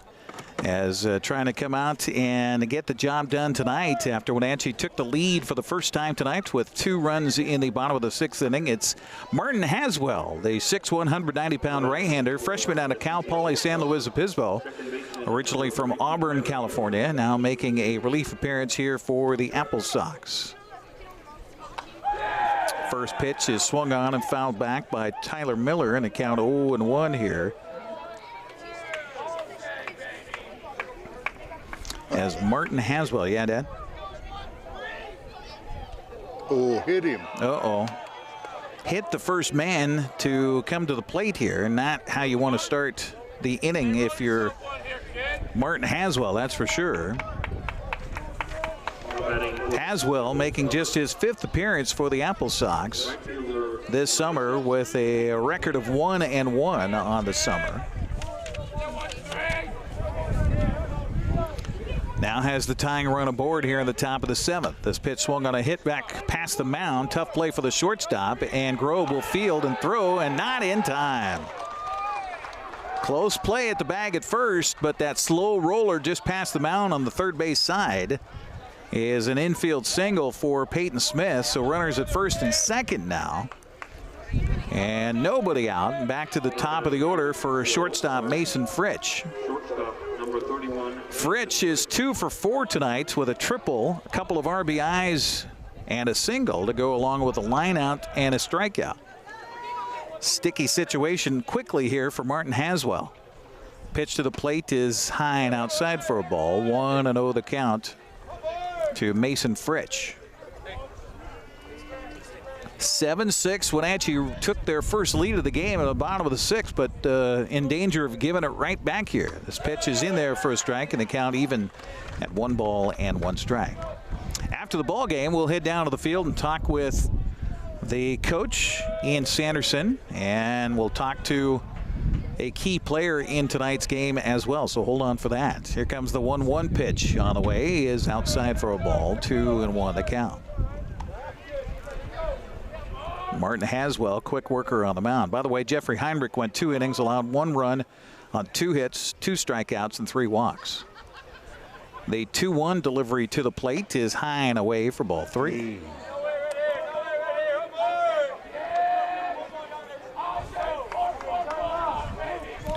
So the dugout below us trying to help out the cause here by Martin Haswell. And now the bullpen gets quickly active for Wenatchee. And a 3-1 pitch to the plate is swung on and missed. And the count goes full to Mason Fritsch at 3-2. Well, one thing's for sure, Martin Haswell is a quick worker on the mound. He decides what he's going to do, and he comes with it. 3-2 count with runners at first and second, nobody out. Pitch to the plate, high and away, not even anywhere close. And the bases are now loaded for Cascade Collegiate, just like that. And that'll bring up center fielder Evan Berry. Meanwhile, down in the bullpen scurrying is Chase Grillo, who is the closer for Wenatchee. Infield drawn in, trying to keep the run from scoring. Evan Berry steps to the plate, and the first pitch misses outside for a ball. 1-0 the count. Berry is 1 for 4 tonight with a base hit and an RBI. Got aboard on an error, popped out, and then grounded out. This ball back to the pitcher, underhands the ball to the plate, and they get the force out there. Good job fielding his position by Martin Haswell. Fielder's choice. 1-2 on the putout on Tyler Miller. That's a big first out of the inning. Peyton Smith winds up at third on the play. Mason Fritsch goes down to second. Berry ends up at first base. And that brings up Damon Gaither. Gaither, 2 for 4 tonight with a base hit, couple of base hits. Was out and pass ball, but it's a short porch behind home plate here. And probably a good decision by the third base coach not to send the runner from third base. Wild pitch. So 1-0 the count here to Damon Gaither. Gaither, big fella in the right-handed batter's box. Infield to double play depth. Swing and a miss. Count even here to Gaither at 1 ball and 1 strike. Well, not without excitement here this evening. Boy, I guess not. Chase Grillo continues to warm up down to the bullpen for Wenatchee. In a 7-6 ball game, the 1-1 pitch to the plate is in there for a strike with a fastball, and the count goes to a ball and 2 strikes. You can tell that Martin Haswell is amped up on the mound right now for Wenatchee. Here comes the 1-2 pitch. Bounces in. Great stop by John Newman. Oh, boy. Keeps everybody right where they are, and the count evens to Gaither at 2 balls and 2 strikes. Again, Peyton Smith at third base. Mason Fritch at second. Evan Berry at first. No place to put Damon Gaither. And a 7-6 ball game. Here comes the pitch to the plate. Swung on and fouled back, and the count stays at 2-2. Fans here at Paul Thomas collecting their breaths.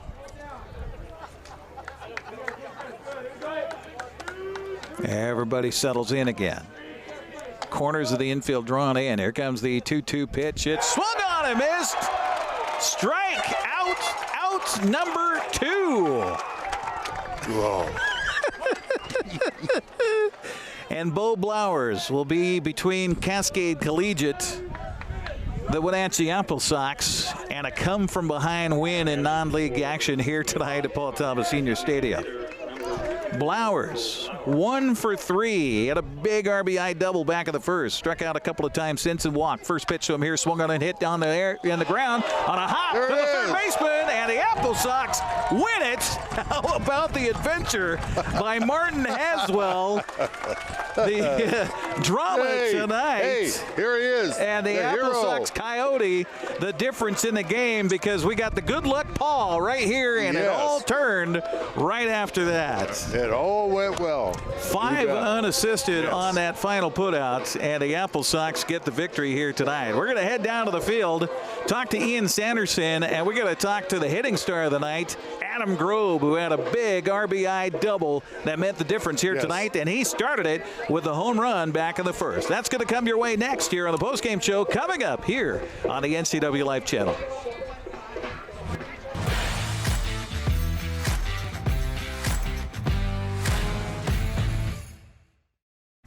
Peace of mind. It's what everybody desires when it comes to ownership of a car. When you purchase and service a car from Apple Valley Honda, we're going to give you a warranty on your new Honda, and it's going to be for life. As a car owner, you pay thousands of dollars to insurance companies to maintain the appearance of your car. At Apple Valley Honda, you'll pay nothing to help you maintain the mechanics of your car. And again, it's for life. At Apple Valley Honda, our customers are valued, and they deserve the peace of mind that comes with the warranty for life. So come visit us. We would love to see you. Our experience with NCWLIFE has been amazing. People think television and they think it's this huge production thing. It's really expensive. It's crazy how affordable it is. I couldn't believe it. It's not as expensive as we thought it was going to be. I would say I was really surprised to see that it was actually comparable to radio ads or print media. It was really affordable.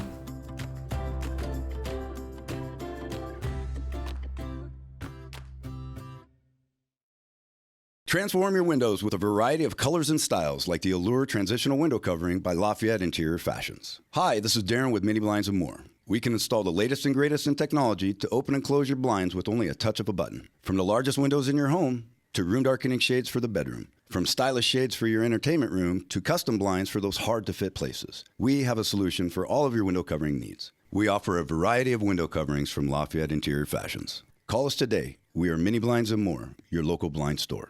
With PUD rebates, we'll give you money to upgrade your house and reduce your energy footprint.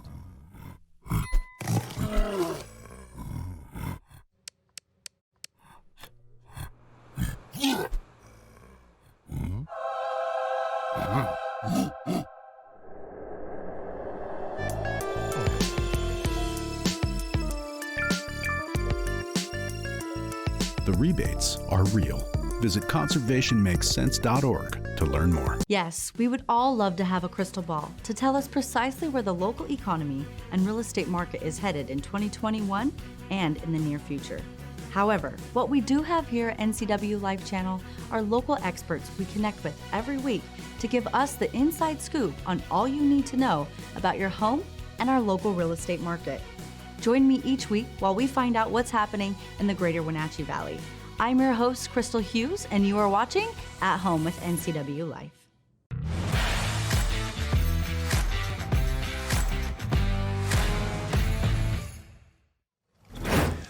Welcome back once again here to Paul Thomas Senior Stadium, where the Wenatchee AppleSox knock off the Cascade Collegiate All-Stars 7-6. The final score here tonight as Wenatchee comes back with a big comeback here tonight. Coach Ian Sanderson joining us now. And Ian, we got word during the game that suddenly we're going to cut this one off at 7 innings. Tell us a little bit more about that. You know, them coming over here a little shorthanded, being in the middle of our season, we just thought it was the best situation for both sides to be able to make it a competitive ball game, and that's what kind of worked out to be. Well, we kind of joked at the time, about the time we found out that it was going to be a 7-inning affair. It was like time is of the essence now. I heard a lot of chatter coming out of your dugout suddenly, and it was to help your pitchers on the mound, and that seemed to spill over offensively for you. Yeah, you know, we struggled a little bit early on the bump. I think our offense did a really good job of relaxing and kind of chipping away, making the small things. And then the bullpen came in and did a really good job for us, and kind of what they've done for us a lot of the time. But yeah, it's a little more sense of urgency in that 7 versus the 9. You have a little more time. And here, these guys, you're used to 9. At school, it's all 9. So now it's really important to kind of push the envelope, strike first, strike early, strike often, and then the game's over. So it was really important for us to be able to have that situation. I think it was good for us. Talk about Garrett cutting. It's been kind of a struggle for him in a few games this year, but boy, come through with that big 2-base knock for you. No, Garrett's been, awesome to work with as far as making his adjustments. It hasn't always translated on the field. The one thing that I think he's done a really good job of being really mature is separating offense and defense. Played phenomenal defense, even when he is struggling at the plate. And tonight, it was awesome to see the kid who has been struggling come through in a moment and kind of get a little bit of weight off his shoulders. And so it's one of those moments where he came into the dugout, put his hands on my shoulder and said, just thank you. and it was awesome. It's just that great feeling of what summer baseball is really all about. Well, and then Tino Bethencourt comes through for you. He had the big, home run in the first inning, and it looked like, oh, boy, here we go. And then the offense kind of went away, and they got a bunch of seeing-eye singles. I don't know how many lucky bounces you can get one night, but they seem to have it. Well, when you put the ball in play, good things happen. Yeah. It doesn't matter sometimes the firmness of the hit, how hard it's hit. Sometimes it's just putting the ball in play and see what happens. And they did a really good job of that. And we struggled with that for about 3 to 4 innings. And then all of a sudden we kind of changed our approach because it's a soft lefty. We got to stay inside the baseball a little bit longer. And guys made an adjustment. And so that was also really big to see because we've been struggling with that too, of making adjustments in game. Maybe at bat to bat, pitch to pitch. So I think overall it wasn't the prettiest for us, but it was something that was necessary for us. Yeah. Well, and like you say, it feels good for everybody to get over the hump like that. Now, for the rest of the weekend, are we looking at 7 innings tomorrow and Sunday, or are they getting more bodies in town to help out, or what do you think? It's a to-be-announced situation. Okay. I think I'm leaning towards 7s, but I'm not sure on that. It kind of depends on what they can and cannot do. And it's nothing like we haven't seen. There's other non-league games that have been 7-inning affairs. That's what it is. Yeah, and it's just in these situations, sometimes guys are playing at other spots. Some guys are shut down at this point in the summer. And so you just kind of roll with the punches and let it happen. Well, thanks for taking the time to join us, and congrats on the win tonight. Absolutely. Thank you, guys. Ian Sanderson joining us here, and that's going to wrap it up for our broadcast here tonight with the Wenatchee AppleSox knock off the Cascade Collegiate All-Stars. 7-6 the final. On behalf of our crew tonight, Dan Kuntz, Malcolm Whitehall, Tucker Wagner back in the studio, Josiah Davis and Levi Day. I'm Eric Granstrom. Have a great evening, and thanks for joining us for AppleSox Baseball. Good night, everybody. Thanks for watching Wenatchee AppleSox Baseball on the NCWLIFE Channel, your local TV station. Tonight's broadcast has been brought to you by Apple Valley Honda, Chelan County PUD, Global Car Care, Laura Mounter Real Estate, Mini Blinds and more, One Way Construction, Sangster Motors, and Save Mart. This has been a special presentation of NCWLIFE Channel Sports. We now return you to our normal programming already in progress.